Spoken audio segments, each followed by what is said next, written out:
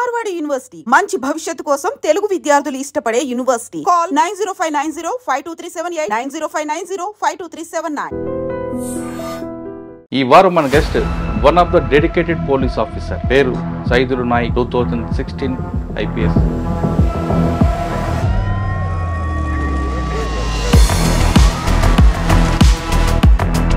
న్యాయం ఎటువైపు ఉందో అది పనిచేయి. ఎందుకంటే మనం చాలా కష్టపడి వచ్చాము.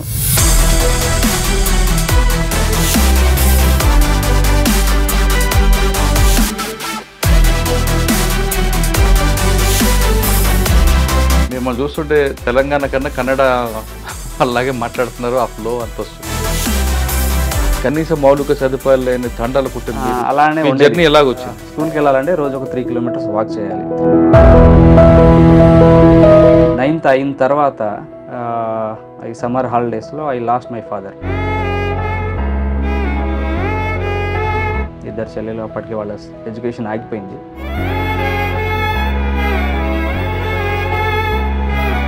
సో ఈ సివిల్ సర్వీస్ అనేది నేను ఎప్పుడైతే గురుకులలో జాయిన్ అయ్యానో 4.5 ఏళ్ళు సాఫ్ట్వేర్లో వర్క్ చేశాను.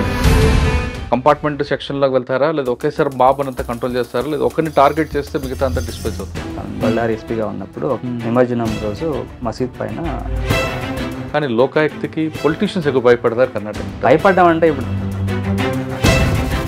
బళ్ళారిలో మీ మార్క్ ఏమన్నా అంటే గురించి నేను చెప్పుకోకూడదు, బట్ మీ గురించి మీరు చెప్పకపోయినా ఆంధ్రాలో మర్డర్ చేసి బాడీని తీసుకొచ్చి బళ్ళారి డంప్ చేయడం కానీ, హంపి కొండల్లో ఓన్లీ బోన్స్ మాత్రం దొరుకుతాయి.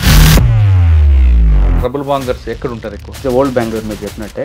దీంట్లో కొంచెం ఇండస్ట్రియల్ ఏరియా ఉంటుంది. సార్, మీ దగ్గర నార్త్ జోన్లో రౌడీ షీట్లు ఉన్నది ఎక్కువ. ఏ పోలీస్ స్టేషన్? ఈ పోలీస్ స్టేషన్లో ఒక 300 మంది రౌడీస్ ఉంటారు.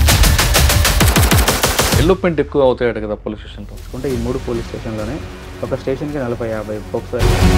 ఒకటి సైబర్ క్రైమ్, ఒకటి social engineering crime. Highest number of cyber offence register అయ్యేది ఇక నా పోలీస్ స్టేషన్. మిమ్మల్ని మేము ఒక రోల్ మోడల్గా ఎంచుకొని ఎవరైనా రావాలనుకుంటే పోలీస్ ఆఫీసర్ ఏమొచ్చినా పర్లేదు కానీ పోలీస్ జాబ్ రాకూడదు అనుకునేవాడిని.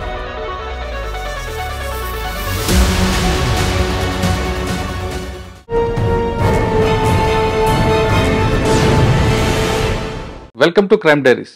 ఈ వారం మన guest one of the dedicated police officer, పేరు సైదుల్ నాయక్, 2016 IPS. ఆయన సైదుల్ నాయక్ గారు ఈ పొజిషన్ రావడానికి చాలా కష్టపడ్డారు. తెలంగాణలో మిర్యాలగూడలో ఒక తండాల పుట్టిన ఆయన చాలా కష్టాలు నష్టాలు చూసి ఈ స్థాయికి వచ్చారు. సాధారణంగా UPS అనగానే అందరూ సిటీలో పుట్టాలి, కాన్వెంట్లో చదువుకోవాలి, డబ్బు గల ఇంట్లో పుట్టాలనుకున్న వాళ్ళకి సైదుల్ నాయక్ గారు బ్రేక్ చేశారు. ఒక తండాల పుట్టిన వ్యక్తి అంచెలంచెలుగా ఎదుగుతూ ఈ స్థాయికి వచ్చారు. ఇక్కడికి వచ్చిన తర్వాత బళ్ళారితో పాటు ప్రస్తుతం నార్త్ జోన్ బెంగళూరు సిటీలో చేస్తున్నారు. ఇక్కడ కన్నడ వాళ్ళకి మనసును పూర్తిగా దోచుకున్న తెలుగు యువ IPS ఆఫీసర్ ఆయన. అసలు ఆయన ఈ స్థాయికి రావడానికి పడ్డ జర్నీ ఎలాగుంది, ఇక్కడికి వచ్చిన తర్వాత ఆయన చేస్తున్న మార్క్ ఏ విధంగా ఉంది, నెక్స్ట్ జనరేషన్ కానీ నెక్స్ట్ ఆస్పిరెంట్స్కి కానీ అని ఇచ్చే మెసేజ్ ఏంటో సార్ నాటి తెలుసుకుందాం. సార్ నమస్తే అండి. నమస్తే అండి. మిమ్మల్ని చూస్తుంటే తెలంగాణ కన్నా కన్నడ అలాగే మాట్లాడుతున్నారు. ఆ ఫ్లో అంత వస్తుంది. సార్, మీరు ఈ స్థాయికి ఈ సీట్లో కూర్చోడానికి ఒకరోజు 2 రోజులు కష్టం కాదు, చాలా కష్టపడారు. అంటే మిర్యాలగూడ, నల్గొండ జిల్లాలో ఆ జిల్లాలో తండాలో ఉన్న వాళ్ళు ఈ స్థాయికి వస్తారా అన్నది కూడా వాళ్ళకి మీరు చెక్ పెట్టారు. అసలు మీ జర్నీ మిర్యాలగూడ నుంచి ఎలా స్టార్ట్ అయింది, మీరు పడ్డ కష్టాలు వచ్చాయి, UPS ఎందుకు ఎంచుకున్నారు, ఇది బై ఛాన్సా బై చాయిస్ పాటు ప్రస్తుతం నార్త్ జోన్లో పనిచేస్తున్న మీకు ఇక్కడ ఉన్న ఛాలెంజ్ ఎలా ఉన్నాయి, దీన్ని ఎలా మీరు ఒక్కొక్కటి స్టెప్ ముందు చేసుకుంటూ కర్ణాటకలో తెలుగు వారి మార్క్ ఎలా చూపిస్తున్నారు, ఈ ప్రశ్నలకు సమాధానం చెప్పే ముందు మిర్యాలగూడలో మీ కుటుంబం, అమ్మ నాన్న ఈ స్థాయికి రావడానికి మీరు పడ్డ కష్టాలు ఒకసారి. అందరికి నమస్తే. నా పేరు సైదులు, మీరు చెప్పారు. మాది దామరచెల్ల మండలం మిర్యాలగూడ దగ్గరలో ఒకటి. అక్కడ నుంచి ఒక చిన్న తాండా, గేరి తాండా అని, కొంట్రాపల్లి గ్రామ పంచాయతీ. బస్సు ఉందా? బస్సు లేదండి. రోడ్డు ఉందా? రోడ్ లేదు. రోడ్ ఇప్పుడు రీసెంట్గా నేను వేయించాను. తాండా కరెంట్ కూడా లేదు. అప్పట్లో లేదు, ఇప్పుడు ఓకే. ఇప్పుడు ఫెసిలిటీస్ ఇప్పుడు బాగానే ఉంది. అంటే కరెంటు, రోడ్డు అంటే కనీసం మౌలిక సదుపాయాలు లేని తండాలు పుట్టిన అలానే జర్నీ ఎలాగొచ్చింది? మేము స్కూల్ స్టార్ట్ చేసినప్పుడు అలానే ఉండేది పొజిషన్. సో మాది బేసికల్లీ తల్లిదండ్రులు వ్యవసాయం చేస్తారు అదే ఊర్లో. ఇది నాకు 2 చెల్లెలు. సో అక్కడే చదువుకున్న వాళ్ళం తెలుగు మీడియంలో. ఒక 1st నుంచి 5వ తరగతి వరకు అక్కడే మా ఊర్లోని కొంట్రాపల్లి అనే ఊర్లోనే చదివాము. తెలుగు మీడియంలో చదివాము. అక్కడ స్కూల్కి వెళ్ళాలంటే రోజు ఒక 3 కిలోమీటర్స్ వాక్ చేయాలి. 3 to 5 కిలో అంటే అప్ అండ్ డౌన్ ఇట్లా ఆల్మోస్ట్ అరౌండ్ 5 కిలోమీటర్స్ వరకు వాక్ చేసి పొలాల మధ్య నుంచి నడుచుకుంటూ వెళ్ళేవాళ్ళం, బ్యాగ్ మోసుకుంటూ వెళ్ళేవాళ్ళం. సో అలా ఉండింది. దెన్ ఆఫ్టర్ 5th క్లాస్ అయిన తర్వాత 6th క్లాస్లో ఈ రెసిడెన్షియల్ స్కూల్స్ ఉంటాయి కదా, సో గురుకుల పాఠశాల నోటిఫికేషన్ వచ్చింది. లక్కీగా అదేంటంటే మాకు మిర్యాలగూడలోనే ఒక కొత్త స్కూల్ ప్రారంభమైంది అప్పుడు 97, 98లో. సో ఆ టైంలో మేము అప్లికేషన్ చేసాము. దాని తర్వాత కాంపిటేటివ్ ఎగ్జామ్కి అటెండ్ అయ్యాను, అక్కడ అడ్మిషన్ దొరికింది. సో అక్కడ ఆ స్కూల్లో జాయిన్ అయ్యాం 6th క్లాస్ నుంచి 10th క్లాస్ వరకు. బట్ అన్ఫార్చునేట్గా ఏంటంటే అది ఫస్ట్ బ్యాచ్ మాది అవ్వడము, మళ్ళీ అది స్కూల్ కూడా స్టార్ట్ అవ్వడం ఒక ప్రైవేట్ బిల్డింగ్లో, ఒక 4 రూముల బిల్డింగ్లో స్టార్ట్ అవ్వడం. దాంట్లో 60 మంది ఆ 4 రూమ్లో పడుకునే వాళ్ళం. అదే క్లాస్ రూము, అదే డార్మెటరీ, అదే డైనింగ్ హాల్, 2 టీచర్ ఉండేవాళ్ళు. ఇక వాళ్ళు 6 సబ్జెక్టులు చెప్పేవాళ్ళు. సో అలా కొంచెం చాలా విచిత్రంగానే, అంటే నిజం చెప్పాలంటే క్లాసులు జరిగేటప్పుడు ఒక చింత చెట్టు కింద జరిగేది మా క్లాస్లో ఆ గురుకుల స్కూల్లో. అలా 10th వరకు మేము ఓన్గా చదువుకున్నాం. అండ్ అన్ఫార్చునేట్లీ 9th అయిన తర్వాత ఈ సమ్మర్ హాలిడేస్లో ఐ లాస్ట్ మై ఫాదర్.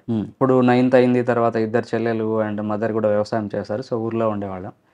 దాని తర్వాత కొంచెం 10th క్లాస్కి వెళ్ళాలా వద్దా అనేది కూడా సందిగ్ధంలో ఉండేవాళ్ళం అప్పుడు.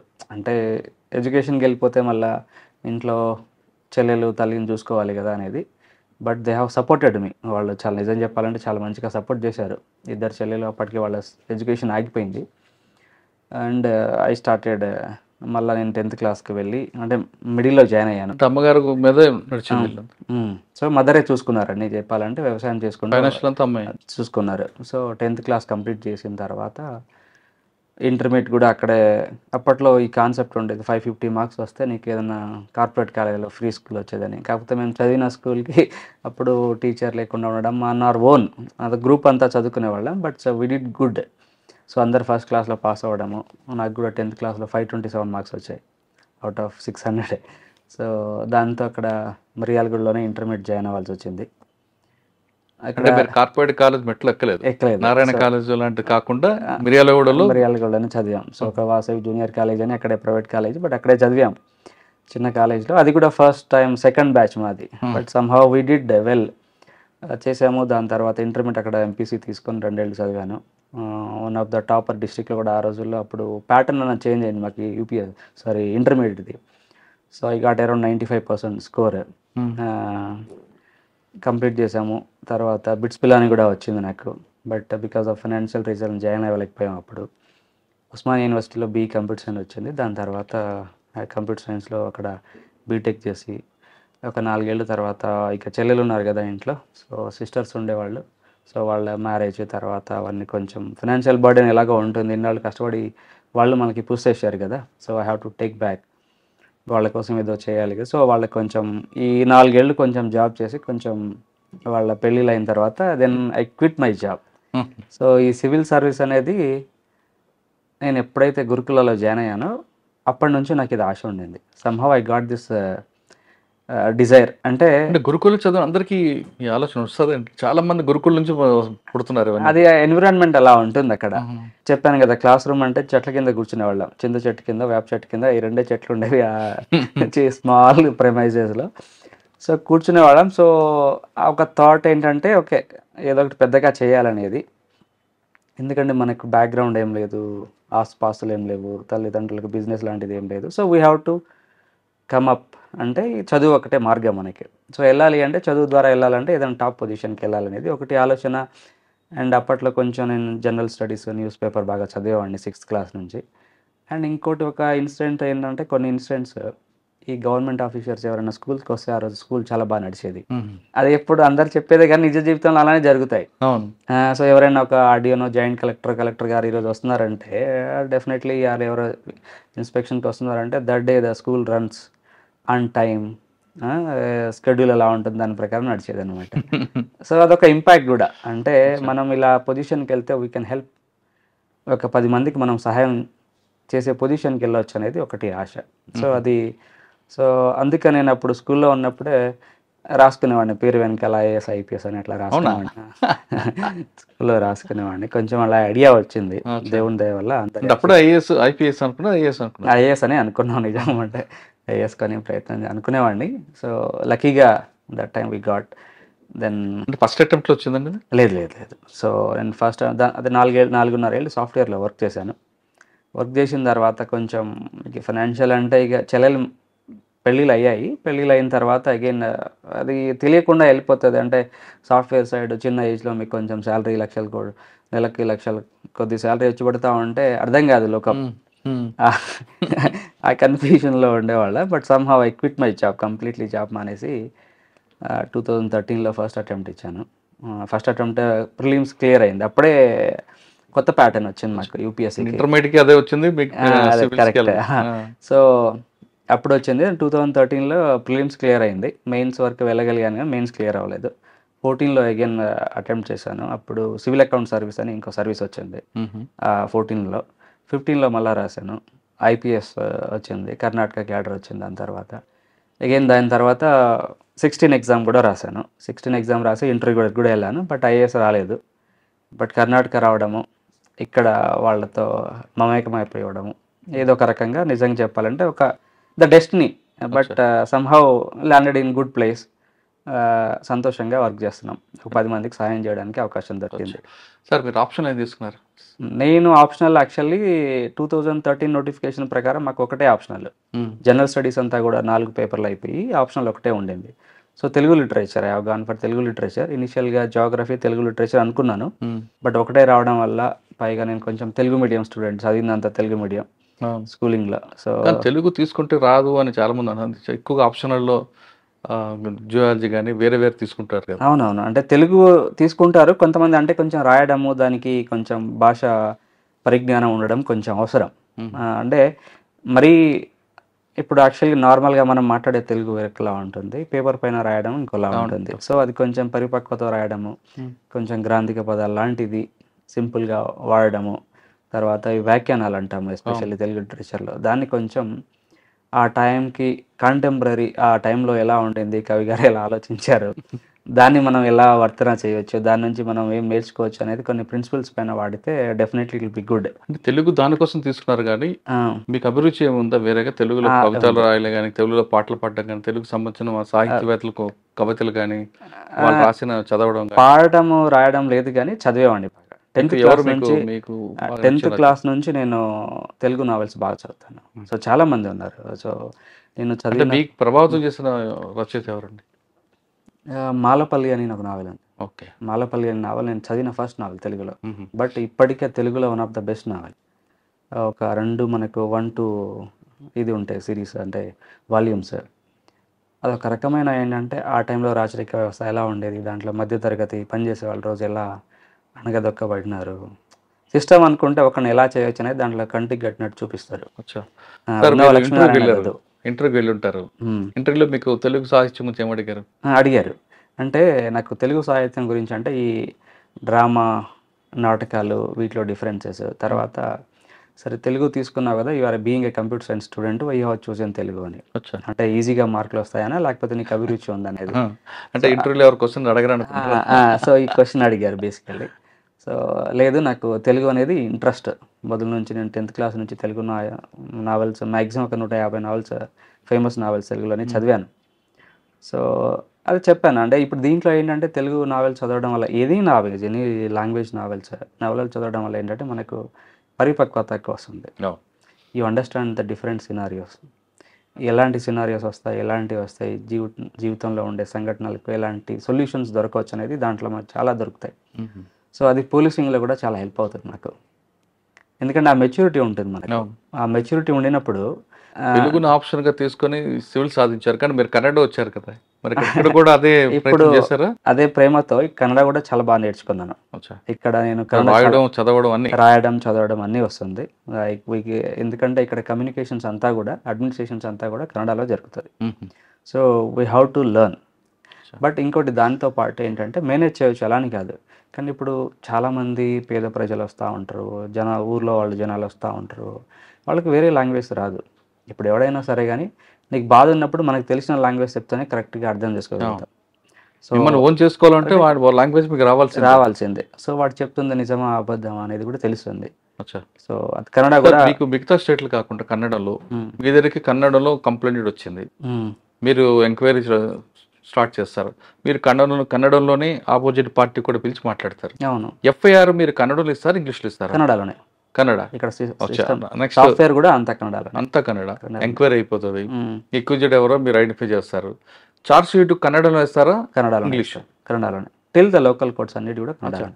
మెజిస్ట్రేట్ జడ్జిమెంట్ అంతా కన్నడలోనే. ఓకే. మిగతా స్టేట్ లో ఇంగ్లీష్ తెలుగు నడుస్తుంటాయి. ఇక్కడ మాత్రం కన్నడ, బిగినింగ్ ఎండింగ్. సో కొన్ని ఇప్పుడు ఏంటంటే depends on judges. District courts వరకు కూడా అంతా అడ్మినిస్ట్రేషన్ అంతా కూడా కన్నడలో నడుస్తుంది, కొన్ని ఇంగ్లీష్లో కూడా నడుస్తుంది. చార్జ్ షీట్ కూడా కన్నడలోనే. ఇక దానివల్ల మీకు అవతల పార్టీ క్రెడిబిలిటీ పెరుగుతుంది దీని మీద. మనం చెప్పింది నిజం కరెక్ట్ గా వచ్చిందా లేదా ఎఫ్ఐఆర్ లో కంప్లైంట్ చదువుకోవచ్చు. ఓపెన్ గా చెప్తామండి. ఇప్పుడు ఒక కానిస్టేబుల్ లెవెల్ నేను తక్కువ చేసి మాట్లాడడం కాదు, వాళ్ళ దగ్గర నుంచి మనం ఏ రకమైన ఇంగ్లీష్ లాంగ్వేజ్ని ఎక్స్పెక్ట్ చేయగలుగుతాం. ఇప్పుడు వాడు రాసే దాంట్లో 100 పదాల్లో ఎక్కడో ఒక చోట 10 పదాలు తప్పులు ఉంటాయి. అదంతా ఎందుకంటే మన లాంగ్వేజ్ కాదు, మనం నేర్చుకొని లాంగ్వేజ్ భాషా జ్ఞానం నేర్చుకొని దీంట్లో పైగా ఈ టిపికల్ వర్డ్స్లో లీగల్ టర్మ్స్లో రాయడం అనేది చాలా కష్టం కాబట్టి వాళ్ళు కూడా కొన్ని కాపీ పేస్ట్ చేస్తుంటారు. సో చేస్తా ఉంటారు. అన్నీ మీరు చూస్తాం. మీరు ఆంధ్రాలో, ఇప్పుడు తెలంగాణలో, మన రాష్ట్రంలో అయితే చూసే ఉంటారు చాలా దాంట్లో ప్రాబ్లం. సో దీంట్లో అంటే ఇప్పుడు ఏ ఊర్లో ఉన్న జనాలని నేనేం చెప్తున్నాను, కోర్టులో ఏం రాస్తున్నాను అనేది వాడికి క్లియర్గా తెలుస్తుంది.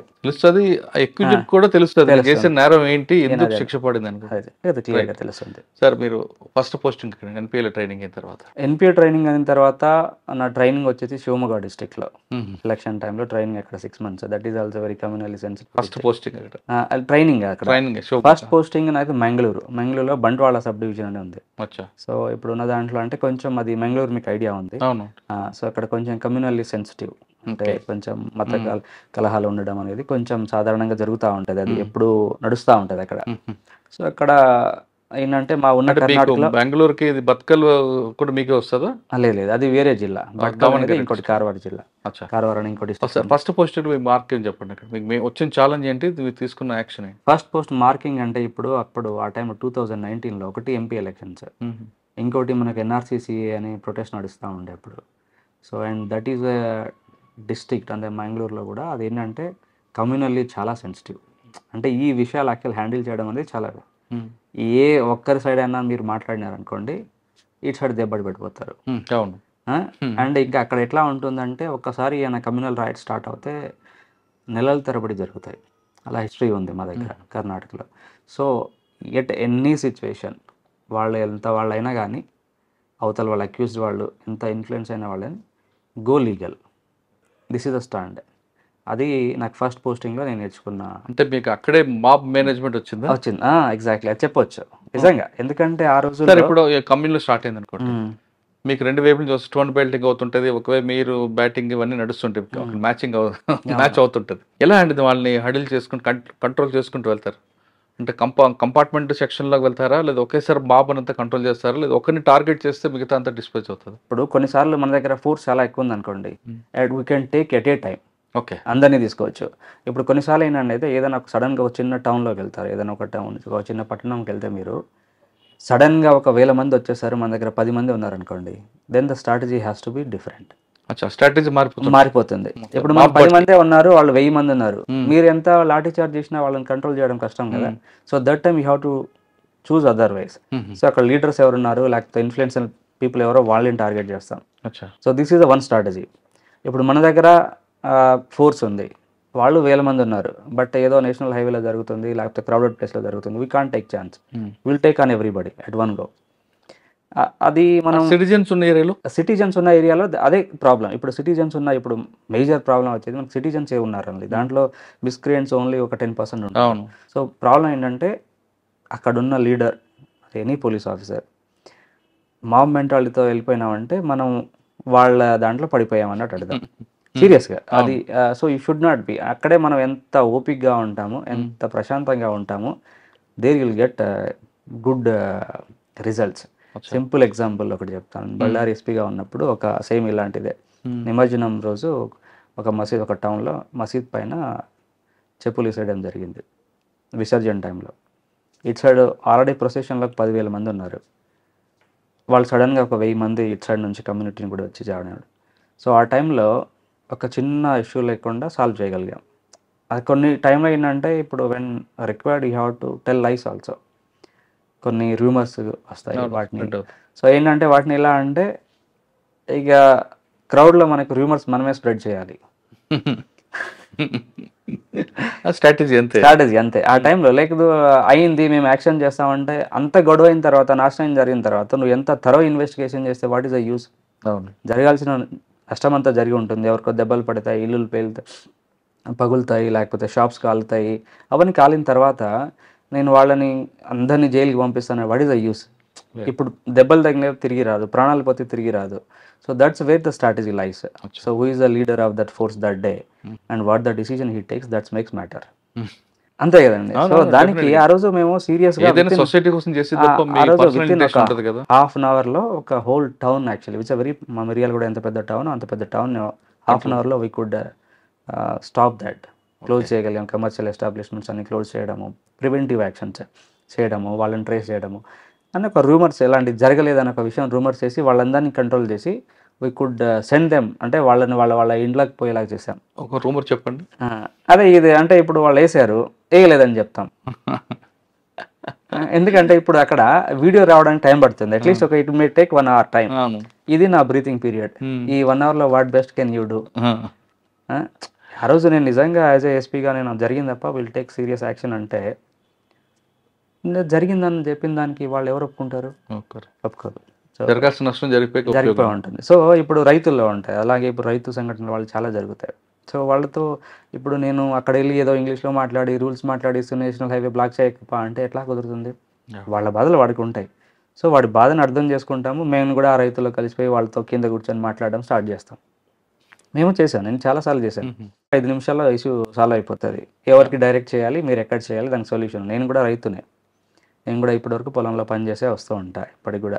ఐ లైక్ దట్ ప్రొఫెషన్ అన్నిటికంటే ఎక్కువ కంటే. So we should correlate or లేకపోతే వీ షుడ్ షో ఎంపతి అంటాం కదా. అంటే ఇప్పుడు కరుణ, జాలి కాకుండా కరుణ అంటాం. జాలి అంటే అయ్యో పాపం అంటాం, కరుణ అంటే వాడికి ఏం సొల్యూషన్ ఇవ్వగలం అనేది you should think about it. అది ఈ చిన్న చిన్న వచ్చింది దాటి మేము మంగళూరులో నేర్చుకున్నాం. సో ఎవరు వాళ్ళు ఎంత వాళ్ళైనా కానీ you should not show biasness, అదొకటి ఉంటే సరిపోతుంది. నాకు ఇక్కడ అడిషనల్ ఎస్పీ పోస్ట్ ఏమి ఉండదు, డైరెక్ట్ ఎస్పీగా ప్రమోట్ అవుతాము. లేరు, అది పార్ట్ ఆఫ్ ట్రైనింగ్ లోనే ఉంటుంది. నాకు పార్ట్ ఆఫ్ ట్రైనింగ్ లోనే అన్నీ ఉంటాయి. ఎస్పీ అంటే ఓఎస్డీ కూడా ఉండదు. ఉండదు ఓఎస్డీ, అందుకే ఇక్కడ ఆపరేషన్స్ పోస్ట్ అలాంటిది ఏం లేవు కదా కర్ణాటకలో.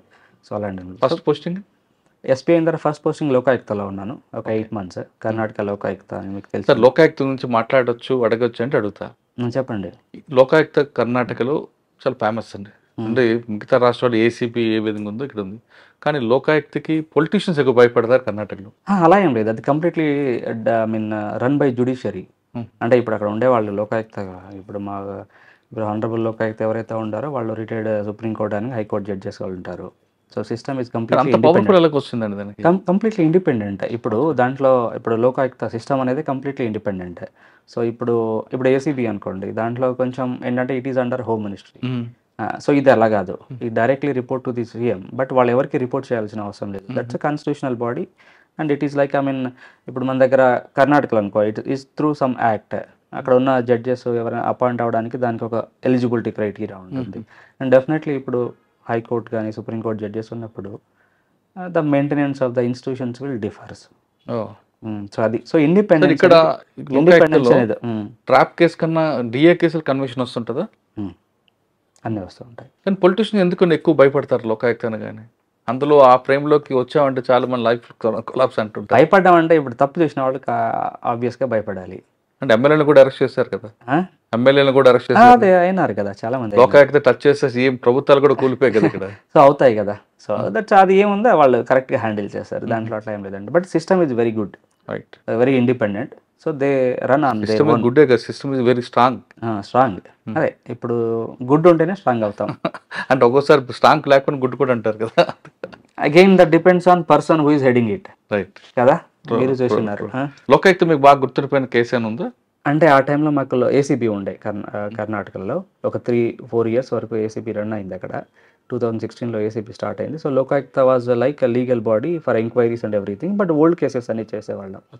దాని తర్వాత 8 months I was hardly for 8 months దాని తర్వాత బళ్ళారికి వెళ్ళాను. Right. బళ్ళారి ఎస్పీగా ఒక సార్ బళ్ళారి అనగానే గాలి జనార్దన్ రెడ్డి, మైనింగ్ ఇవన్నీ గుర్తుకొస్తాయి. అక్కడ ఒక మాఫియా, దాన్ని ఎలా మీరు కంట్రోల్ చేశారు? మీకు వచ్చిన ఛాలెంజ్ ఏంటి? మీరు వెళ్ళేసరికి అది ఇప్పుడు గాలి జనార్దన్ రెడ్డి టాపిక్ అయిపోయినట్లుంది, అప్పటికి కానీ అది ఏం కొంచెం ఆ లేదు. ఫ్లేమ్స్ ఏదో ఉంటాయి కదా, ఆ స్మెల్. అంటే ఇప్పుడు మీరు చెప్పింది నిజమే. ఇప్పుడు ఎట్లా అంటే 2011-12 వరకు అవన్నీ జరిగినాయి అనమాట. ఇల్లీగల్ మైనింగ్స్ పైన కేసెస్ జరిగాయి, అరెస్టులు జరిగాయి, అవన్నీ అయినాయి. దాని తర్వాత central government was very made very good system. ఇప్పుడు ఈ మైనింగ్ కానీ పర్మిషన్స్ కానీ అవన్నీ కూడా ఎక్కడైతే ఇల్లీగల్స్ ఉన్నాయో వాటిని తీసేసినారు. ఇల్లీగల్ మైనింగ్స్ పర్మిషన్స్ అన్ని కంపెనీస్కి తీసేశారు. లీగల్గా రన్ చేసిన వాళ్ళకి మాత్రమే అవకాశం ఇచ్చారు. అండ్ దానికి ఒక స్ట్రాంగ్ సపోర్ట్ సిస్టమ్ అనేది వాళ్ళు క్రియేట్ చేశారు ఆ రోజుల్లోనే. అక్కడ ఒక విజిలెంట్ కమిటీ ఒకటి పెట్టేసి లోకల్ కలెక్టర్ని కానీ ఎస్పీ గారి కానీ స్పెషల్ దాంట్లో ఏమున్నా కానీ ಮತ್ತೆ మైనింగ్ డిపార్ట్మెంట్ వాళ్ళకి కూడా ఫుల్ పవర్స్ ఇచ్చేసి దాంట్లో ఒక సిస్టమ్ని క్రియేట్ చేశారు. మీకు ఛాలెంజ్ రాలేదు అక్కడ? అంటే ఛాలెంజ్ అంటే ఇప్పుడు మైనింగ్ అనేది లీగల్గా నడుస్తుంది. ఇప్పుడు ఉన్న సిస్టంలో ఏంటంటే ఒక కేజీ గ్రామ్ ఒక కిలో మైన్ కూడా ఇల్లీగల్గా తీసుకోవడానికి అవకాశం లేదు అని చెప్పొచ్చు. అండ్ అక్కడ మేజర్ ఛాలెంజ్ మాకు వచ్చేది ఏంటంటే పోలీసింగ్. అక్కడ ఇప్పుడు ఈ ఆఫ్టర్ 2012-13 తర్వాత మేజర్గా వచ్చేది ఏంటంటే ఈ ట్రాన్స్పోర్టేషన్స్ ఇష్యూ ఉంటుంది. ఇప్పుడు ప్రతిరోజు ఒక 10 నుంచి 12,000 ట్రక్కులు నడుస్తాయి ఒక 30 kilometers రేడియస్లో. సో ప్రతి ఊరికి వాళ్ళది ఒక అసోసియేషన్ ఉంటుంది. అంటే ప్రతి ఇంట్లో మనం మామూలుగా ఒక ఆటో ఎలా తీసుకుంటామో ఎంప్లాయ్మెంట్ కోసం అని అక్కడ ఒక ట్రక్ తీసుకుంటారు. ప్రతి ఊరు ట్రక్ తీసుకొని దాంట్లో మైనింగ్ని మైనింగ్ నుంచి మైండ్ ఏరియా నుంచి మెయిన్ అయితే మైన్ అక్కడికి లాస్ట్ షిప్ యార్డ్ వరకు వెళ్ళదండి. మెటీరియల్ వెళ్ళడానికి అవకాశం లేదు షిప్ యార్డ్కి. ఓన్లీ అక్కడ డంపింగ్ యార్డ్స్ ఉంటాయి. దానికి మళ్ళీ ఫర్దర్గా వేరే ట్రాన్స్పోర్టేషన్స్ వాళ్ళు చూసుకుంటారు. బట్ లోకల్ వాళ్ళు ఏంటంటే ఈ మైన్ ఏరియా నుంచి తీసుకొచ్చి బయటికి తీసుకొచ్చి పెట్టడం, లేదు అంటే ఇప్పుడు అక్కడ జిందాల్ అని వేరే వేరే స్టీల్ కంపెనీస్ ఉన్నాయి, వాళ్ళకి సప్లై చేయడం. సో 30-40 kilometers రేడియస్లోనే అరౌండ్ 10,000 to 12,000 ట్రక్స్ రన్ అవుతాయి. సో అసోసియేషన్స్ వీళ్ళ ఇష్యూలు అది చాలా టఫ్ అక్కడ. సో అది ఎక్కడ ఏ జిల్లాలో ఉండదు మనకు నార్మల్ రెగ్యులర్ పోలీసింగ్కి. సో అలాంటి వాటికి పైన కూడా కొన్ని ఆర్గనైజ్డ్ క్రైమ్ ఉంది. సో ఏంటంటే వాళ్ళు కొంచెం వసూలు చేయడము, లేకపోతే మా వాళ్ళకి ఇక్కడ టెండరింగ్ కాంట్రాక్ట్ రావడము, ట్రాన్స్పోర్ట్ చేయడానికి. దాన్ని ఎలా మీరు కంట్రోల్ చేస్తారండి? అది దాంట్లో ఎలా చేసామంటే ఒకటి మేము కొంచెం సిస్టమ్ ఇంప్రూవ్ చేసాం అక్కడ. అంటే కొట్టడం అనమాట, కానీ ఇంపాక్ట్ తర్వాత తెలియాలి వాడికి. ఈ ప్రతి ఒక్క లారీస్కి GPS ఒకటి కాన్సెప్ట్ ఉండింది, బట్ దాన్ని ఇంప్లిమెంట్ చేసాం ప్రాపర్గా. దాంతోపాటు ఒక సాఫ్ట్వేర్ ఉండింది, దాన్ని ఇంకా డెవలప్ చేయించి దానికి స్పీడ్ కంట్రోలింగ్ స్టార్ట్ చేసాం. ఏదైనా కానీ ఒక 50 kilometers కంటే స్పీడ్ ఎక్కడానికి లేదు అనేది. దాంతోపాటు ఫర్దర్ వాళ్ళకి ఏంటంటే ఎవ్రీ మంత్ ఒకసారి మీటింగ్ చేయడము, ఎవరైతే లారీస్ అన్ని అసోసియేషన్స్లో వైలేషన్స్ ఉన్నాయో వాళ్ళందరిపైన కేసులు వేయడము, ఆ లారీని ఫస్ట్ మైనింగ్ పోకుండా ఆపడం. అక్కడ జీవనోపాధికి దెబ్బ పడుతుంది అక్కడ. సో ఇప్పుడు ఒకరోజు కేసు పెట్టి జైలుకి వెళ్తే వాడు 2 రోజుల్లో వచ్చేస్తాడు. లారీ బండి లారీ సీజ్. సో దానికి అట్లా వాడు ఇంకో 1 month వరకు వాడు ఇంకా వాడికి లేదు ట్రాన్స్పోర్ట్ చేయడానికంటే హిస్ లైఫ్ విల్ గాన్. వాడు సెట్ అయిపోతాడు. సో ఈ సంఘాలు ఎవరైతే ఉన్నారో వాళ్ళపైన కేసులు కూడా చేసాం. చాలా సీరియస్గా కేసులు చేసి కోఆపరేటివ్ సొసైటీ రిజిస్టర్ని పిలిపించి ఆడిట్ చేపించి అది దానివల్ల చాలా కంట్రోల్ చేయగలిగాం. సో పక్కన మీకు ఆంధ్రప్రదేశ్ బోర్డర్, అవును, కర్నూలు అంతా కూడా. ఆ బోర్డర్ నుంచి మీ దగ్గర నుంచి లిక్కర్ వస్తుందని వాళ్ళ దగ్గర నుంచి వస్తుందని మీరు ఎవరిది అసలు ఇక్కడ నుంచి ఎటు వెళ్తుంటుంది లిక్కర్? అంటే ఇప్పుడు డిపెండ్స్ ఆన్ పాలసీ. ఇప్పుడు లిక్కర్ పాలసీ చేంజ్ అయింది ఆంధ్రాలో. సో అప్పుడు కర్ణాటకలో యాజ్ యూజువల్ మాకు లిక్కర్ పాలసీ నార్మల్గా ఏదో అదే నడుస్తుంది ఇప్పుడు. అంటే ఏ బ్యానింగ్ ఆఫ్ బ్రాండ్స్ కానీ అలాంటిది ఏం లేదు. సో ఇటు నుంచి అటు వెళ్ళేది, అది కొన్నిసార్లు జరిగేది. సో మేము కూడా చాలా అంటే ఇల్లీగల్గా వెళ్తున్న వాళ్ళకి మేము కూడా చాలా కేసులు చేసాము. ఇప్పుడు బళ్ళారి కానీ ఆ బార్డరింగ్ డిస్ట్రిక్ట్స్ ఏవైతే ఉన్నాయో బేసికల్గా మనకు ఆంధ్రాతో పాటు ఇక్కడ నుంచి చిత్రదుర్గ చేసుకొని బళ్ళారి, రాయచూరు ఆడ వరకు, యాదగిరి డిస్ట్రిక్ట్ వరకు ఆ కేసులు నడిచేవి. సో వాళ్ళ కేసులు చేసేవాళ్ళం మేము. అయితే ఆ టైంలో ఈవెన్ ఆ వైన్ షాప్ వాళ్ళు ఎవరు వాళ్ళకి అమ్మేందని వాళ్ళపైన కూడా కేసులు చేయడం స్టార్ట్ చేసాం. అప్పుడు దాన్ని అంటే ఇప్పుడు తీసుకెళ్ళని పట్టుకోవడం కంటే వాడికి ఇచ్చింది ఎవడని పట్టుకుంటే ఇది ఇంకా కొంచెం స్ట్రాంగ్గా ఉంటుంది. సో నెక్స్ట్ టైం అమ్మేటోడు అందరూ కొంచెం కేర్ఫుల్గా ఉంటారు. వాడి మెటీరియల్ దొరికితే మళ్ళీ వాడిపోతాడు లోపల. రౌడీజం అంతా ఏమి ఉండదు ఇక్కడ. రౌడీజం ఉండదు. ఈ ట్రాన్స్పోర్టేషన్స్ ఇష్యూస్లోనే మాఫియా కొంచెం ఇష్యూ. ఎంతకాలం చేశారండి? I was there for around 2 years 3 months. కర్ణాటకలో పెద్ద డిస్ట్రిక్ట్ అది. అవును. మీకు సబ్ డివిజన్లు, పోలీస్ స్టేషన్లు, పొలిటికల్ ప్రెజరు. అవును. ఇవన్నిటితో పాటు గాలి జనార్దన్ రెడ్డి ఇన్ఫ్లుయెన్స్ కూడా అక్కడక్కడ కనిపిస్తుంటది. అంటే ఇప్పుడు ఆ టైంలో వాళ్ళకి అక్కడ బళ్ళారికి రావడానికి ఛాన్స్ లేకుండా లేదు, ఓకే. వచ్చా రాకపోయినా బెంగళూరు నుంచి కూడా వాళ్ళ నడుపుతారు. ఫాలోవర్స్ అన్నీ ఉంటారు, వాళ్ళ ఫాలోవర్స్ ఉంటారు. అదే అండి ఇన్ఫ్లుయెన్స్ అంటే ఇప్పుడు మీరు ఏ విధంగా చూసుకుంటారో దాని గురించి ఆ మెచ్యూరిటీ అని చెప్పాను కదా. ఇప్పుడు నేను కూడా చిన్నప్పుడు ఉన్నప్పుడు ఎమ్మెల్యే వాళ్ళ దగ్గర వెళ్ళేవాళ్ళం. సార్ మాకు ఇదో పని చేసి పెట్టండి, లేకపోతే ఒక తహసీల్దార్ కాల్ చేయండి, ఎస్ఐ గారికి కాల్ చేయండి అని చెప్పి. అది ఎప్పుడు చెప్తాము? Government machinery doesn't listen to him, అవును. వాళ్ళ వర్క్ చేయట్లేదు అన్నప్పుడు వింటాము. అదే we make sure that we do work. మన పని మనం చేస్తున్నప్పుడు ఎవరు ఫోన్ చేసినా మనం వినాల్సిన బాధ్యత లేదు. సో ఇప్పుడు వాళ్ళ దగ్గర వెళ్ళడంలో కూడా తప్పు లేదు. పొలిటీషియన్ కాబట్టి వెళ్ళాల్సిందే, వెళ్తారు కూడా, వాళ్ళు ఎంకరేజ్ చేస్తారు కూడా. సో మనం వాళ్ళకి ఇప్పుడు వెళ్ళాల్సిన అవసరం లేదు, పొలిటీషియన్స్ నాకెందుకు కాల్ చేశారని మనం రివర్స్లో దమ్కి ఇచ్చామనుకోండి మనకే problem. So you have to listen public grievances, అది ఎవరి నుంచి చేసినా కానీ. సో చేసేవాళ్ళు, కానీ ఇప్పుడు నిజం చెప్పాలి అంటే ఇన్ఫ్లుయెన్స్ కోసం కాల్ చేసేవాళ్ళు అన్నీ చేసేవాళ్ళు చాలా జరిగినాయి.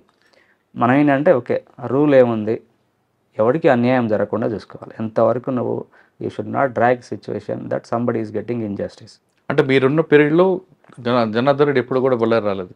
2-3 సార్లు వచ్చేవాళ్ళు, 2-3 వచ్చారు. అచ్చా సార్, అక్కడ బళ్ళారిలో మీ మార్క్ ఏముందండి? మార్కా నిజం అంటే గురించి నేను చెప్పుకోకూడదు, బట్ మీ గురించి మీరు చెప్పకపోయినా మీకు మనసు లేదు. చాలా విషయాల్లో అంటే లోకల్గా చాలా న్యూస్ పేపర్స్ వాళ్ళందరూ కూడా బళ్ళారి సింగం అని రాసేవాళ్ళు స్టార్ట్ చేశారు. అది మేము ఆపించాం నాకు వద్దు అని. But peoples friendly officer and pro people officer అనేది అయితే అది నేను చాలా సంతోషంగా చెప్తా. ఎందుకంటే వీఆర్ విత్ పబ్లిక్, ఏం చేసినా కానీ పబ్లిక్ కోసం చేసాము. దాంతో పాటు యాక్చువల్లీ ఇప్పుడు జరుగుతున్న ట్రెండ్ ప్రకారం డిపార్ట్మెంట్ని కూడా సెట్ చేయాలి. I'm the junior most SP, but tomorrow I will go to the top of the post డిపార్ట్మెంట్లో ఐఎమ్ కదా. సో ఆ డిపార్ట్మెంట్ని కూడా ఇప్పుడున్న టెక్నాలజీ కానీ జనాలు డిమాండ్ చేసే రీతిలో కానీ వాళ్ళని ట్రైన్ చేయడం, ఇన్ఫ్రాస్ట్రక్చర్ క్రియేట్ చేయడం, ఒక మిషనరీని డెవలప్ చేయడం అనేది. ఎందుకంటే సాఫ్ట్వేర్గా పనిచేస్తాయి కదా, ఆ మెంటాలిటీ కూడా ఉంటుంది. సో టెక్నాలజీ వాడడం కానీ, క్రైమ్ డిటెక్షన్ కానీ, జనాలకు ఈ గ్రీవెన్సెస్ ఎలా చేస్తాం అనేది. ఇప్పుడు జనస్పందన పెట్టడం సరికాదు, దాంతోపాటు మనం వాటికి నిజంగా ఎఫెక్టివ్గా ఇంప్లిమెంట్ చేయగలగాలి. సో మీ ఫస్ట్ పోస్టింగ్లోనే హెవీ డిస్ట్రిక్ట్ తీసుకున్నారు, మ్యాన్ పవర్ తక్కువ ఉంటుంది, డిస్ప్యూట్స్ ఎక్కువ ఉంటాయి, ఇష్యూస్ ఎక్కువ ఉన్నాయి. ఎలా కంట్రోల్ చేశారండి? సాధారణంగా సీనియర్ ఎస్పీకి ఇచ్చే పోస్ట్ అది. అవును కరెక్ట్. అది కూడా I'm the after 30 years I'm the first junior most SP to the district. 30 సంవత్సరాల తర్వాత ఫస్ట్ డిస్ట్రిక్ట్గా వెళ్ళడము పెద్ద జిల్లాకి. But that was really challenging. ఎందుకంటే ఒక లాస్ట్ పోలీస్ స్టేషన్ మాకు 200 kilometers దూరంలో ఉంటుంది లాస్ట్ పోలీస్ స్టేషన్. అక్కడికి వెళ్ళి వచ్చేసరికి ఒక డే అయిపోయింది కదా. వాళ్ళు ఇటు వచ్చారంటే ఆ రోజు ఇక్కడ పడుకొని మళ్ళీ నెక్స్ట్ రోజు వెళ్తాడు ఎస్ఐ ఏదైనా మీటింగ్ పిలిస్తే. ఎందుకంటే 4-5 గంటలు వాళ్ళు ట్రావెల్ చేయాలి. గవర్నమెంట్ వెహికల్ అయినా 4 hours he has to travel. అదే మీరే వెళ్తుంటారు. సో నేను ఆ ఏరియాకి వెళ్ళి క్యాంపింగ్ చేసేవాళ్ళం, ఆ తాలూకాకి వెళ్ళి క్యాంపింగ్ చేసేవాళ్ళం. అదొకటి. ఇంకోటి ఏంటంటే దాంతోపాటు should take your people in to confidence. ఇప్పుడు నేను రెస్పెక్ట్ ఇస్తే మీరు నాతో మాట్లాడతారు, ఎవరికైనా అంతే కదా. మీరు నాకు రెస్పెక్ట్ ఇస్తే నేను మాట్లాడతాను. That way you should take care of your subordinates. ఇదేంటంటే ఫోర్స్ రూల్స్ కన్నా ఇక్కడ ఉన్న సీనియర్ ఆఫీసర్స్ వర్డింగ్ బాగా నడుస్తుంది. ఎందుకంటే పోలీస్ ఫోర్స్ అనేది ఏదన్నా రన్స్ ఆన్ కమాండింగ్, దాంతోపాటు వెరీ స్పాంటేనియస్. ఆ రోజుకి మీరు డిసిషన్ ఏం తీసుకుంటారో దానిపైన మిగతా వాళ్ళందరిది వర్క్ డిపెండ్ అయి ఉంటుంది. ఓకే కదా. సో అంటే ఒకటే కాకుండా పబ్లిక్తో ఇంటరాక్ట్ ఎక్కువ అవ్వచ్చు మీరు. పబ్లిక్తో వాళ్ళు మీ దగ్గర రావడం కన్నా మీరు వాళ్ళ దగ్గరికి వెళ్తే మీ మీద ఇంప్రెషన్ పెరుగుతుంది. సో అన్ని ఊర్లోకి వెళ్ళి గ్రామ సభల్లో మీటింగ్లు పెట్టేవాళ్ళం. వీ మేడ్ షూర్ దట్ అన్ని గ్రామ సభలకి పోలీసు వాళ్ళు వెళ్ళడము, మళ్ళీ ఈ లాస్ గురించి వాళ్ళకి చెప్పడం అనేది కొత్తగా స్టార్ట్ చేసాం జనాలకే. సో లా గురించి మీరు ఎలా కంప్లైంట్ చేయవచ్చు, ఎక్కడెక్కడ ప్రాబ్లమ్స్ ఉన్నాయి ఊళ్ళో అనేది ఆ ఎస్ఐ వెళ్ళి గ్రామ సభలో కూర్చొని వాళ్ళతో పాటు డిస్కస్ చేసేలాగా we have taken that step. దాంతోపాటు ఏ పబ్లిక్ వచ్చినా కానీ వానికి మళ్ళీ తిరిగి కాల్ చేసి చెప్పేలాగా ఏ పిటిషన్ ఎక్కడ దాకా వచ్చింది అనేది దాకా ఒక you have to take enquiry ఇంకోటి లాగా. దాంతోపాటు ఈ జనరల్ ఆఫీసర్స్ అప్పుడు 6 సబ్ డివిజన్స్, 6 డిఎస్పీలు, 43 పోలీస్ స్టేషన్స్ అనేది ఇట్స్ ఈస్ట్. నిజం చెప్పాలంటే ఆ రోజుల్లో ఎస్ఐల పేర్లు గుర్తుపెట్టుకోవడం కష్టం ఫస్ట్ డిస్ట్రిక్ట్లో. బట్ సార్ అక్కడ బార్డర్స్ మీకు బార్డర్ చాలా ఉంది కాబట్టి బార్డర్ ఇష్యూస్ ఏమున్నాయా? ఇది ఒక లెక్కర్ కాకుండా ఆంధ్రాతో అంటే బార్డరింగ్ ఇష్యూ అంటే ఇప్పుడు దీంట్లో ప్రాబ్లం ఏం వస్తుంది అంటే ఇప్పుడు వాళ్ళకి ఇప్పుడు బళ్ళారి టౌన్ ఏదైతే ఉందో, సిటీ ఏదైతే ఉందో ఇట్ సర్వ్స్ ఇట్ మనకు ఆదోని నుంచి మంత్రాలయం నుంచి స్టార్ట్ చేస్తే ఆదోని నుంచి స్టార్ట్ చేస్తే ఎమ్మిగ్నూర్ కానీ ఇక్కడ మనకు ఉరవకొండ కానీ ఇటు సైడ్ కళ్యాణదుర్గం రాయదుర్గం ఇదంతా కూడా బిజినెస్ హబ్ అంతా వచ్చేది కూడా ఇక్కడే. ఛాలెంజింగ్ వచ్చేది మాకు అగ్రికల్చర్ ప్రొడ్యూస్ అమ్మడంలో. Ballari APMC is one of the largest. So అందరు అక్కడికి వస్తారు ఒకటి. ఇంకోటి బిజినెస్ అంతా కూడా ఇక్కడే జరుగుతుంది. సో ఏ మెడికల్ ఎమర్జెన్సీ వచ్చినా వాళ్ళందరూ ఇక్కడే వస్తారు. సో ఈ విషయాల్లో కొంచెం రప్చర్ ఉంటుంది జనాలకు. బట్ ఇక్కడ వాళ్ళంతా తెలుగు స్పీకింగ్ కాబట్టి కొంచెం ఆల్మోస్ట్ అడ్జస్ట్ అవుతారు. బట్ ఎప్పుడు రెగ్యులర్గా వచ్చే కంప్లైంట్స్లో ఇవి మనకి. అది కాకుండా ఆంధ్రాలో మర్డర్ చేసి బాడీని తీసుకొచ్చి బళ్ళారా డంప్ చేయడం కానీ చాలా జరుగుతాయి. ఆ ఇన్వెస్టిగేషన్ ఎలాగొస్తుంది? అది ఇక్కడ మర్డర్ చేసి బాడీ తీసుకెళ్ళి అక్కడ పడిన ఇప్పుడు చిన్న రివర్ ఉంటుంది, అక్కడ ఒక చిన్న రివర్ ఉంటుంది, ఒక వాగులు ఉంటాయి 2-3 దాటితే ఆంధ్ర ఇటు సైడ్ కర్ణాటక. సో ఈ ఊరు వాళ్ళ పొలాలు ఇటు సైడ్ ఉంటాయి, కర్ణాటకలో ఉంటాయి. వాడి ఇల్లు మాత్రం ఆంధ్రాలో ఉంటుంది. ఓకే. సో చాలా సార్లు వాళ్ళు ఇటు వచ్చి గొడవ చేసి వాడిని ఇటు చంపేసి అటు వెళ్ళిపోతారు.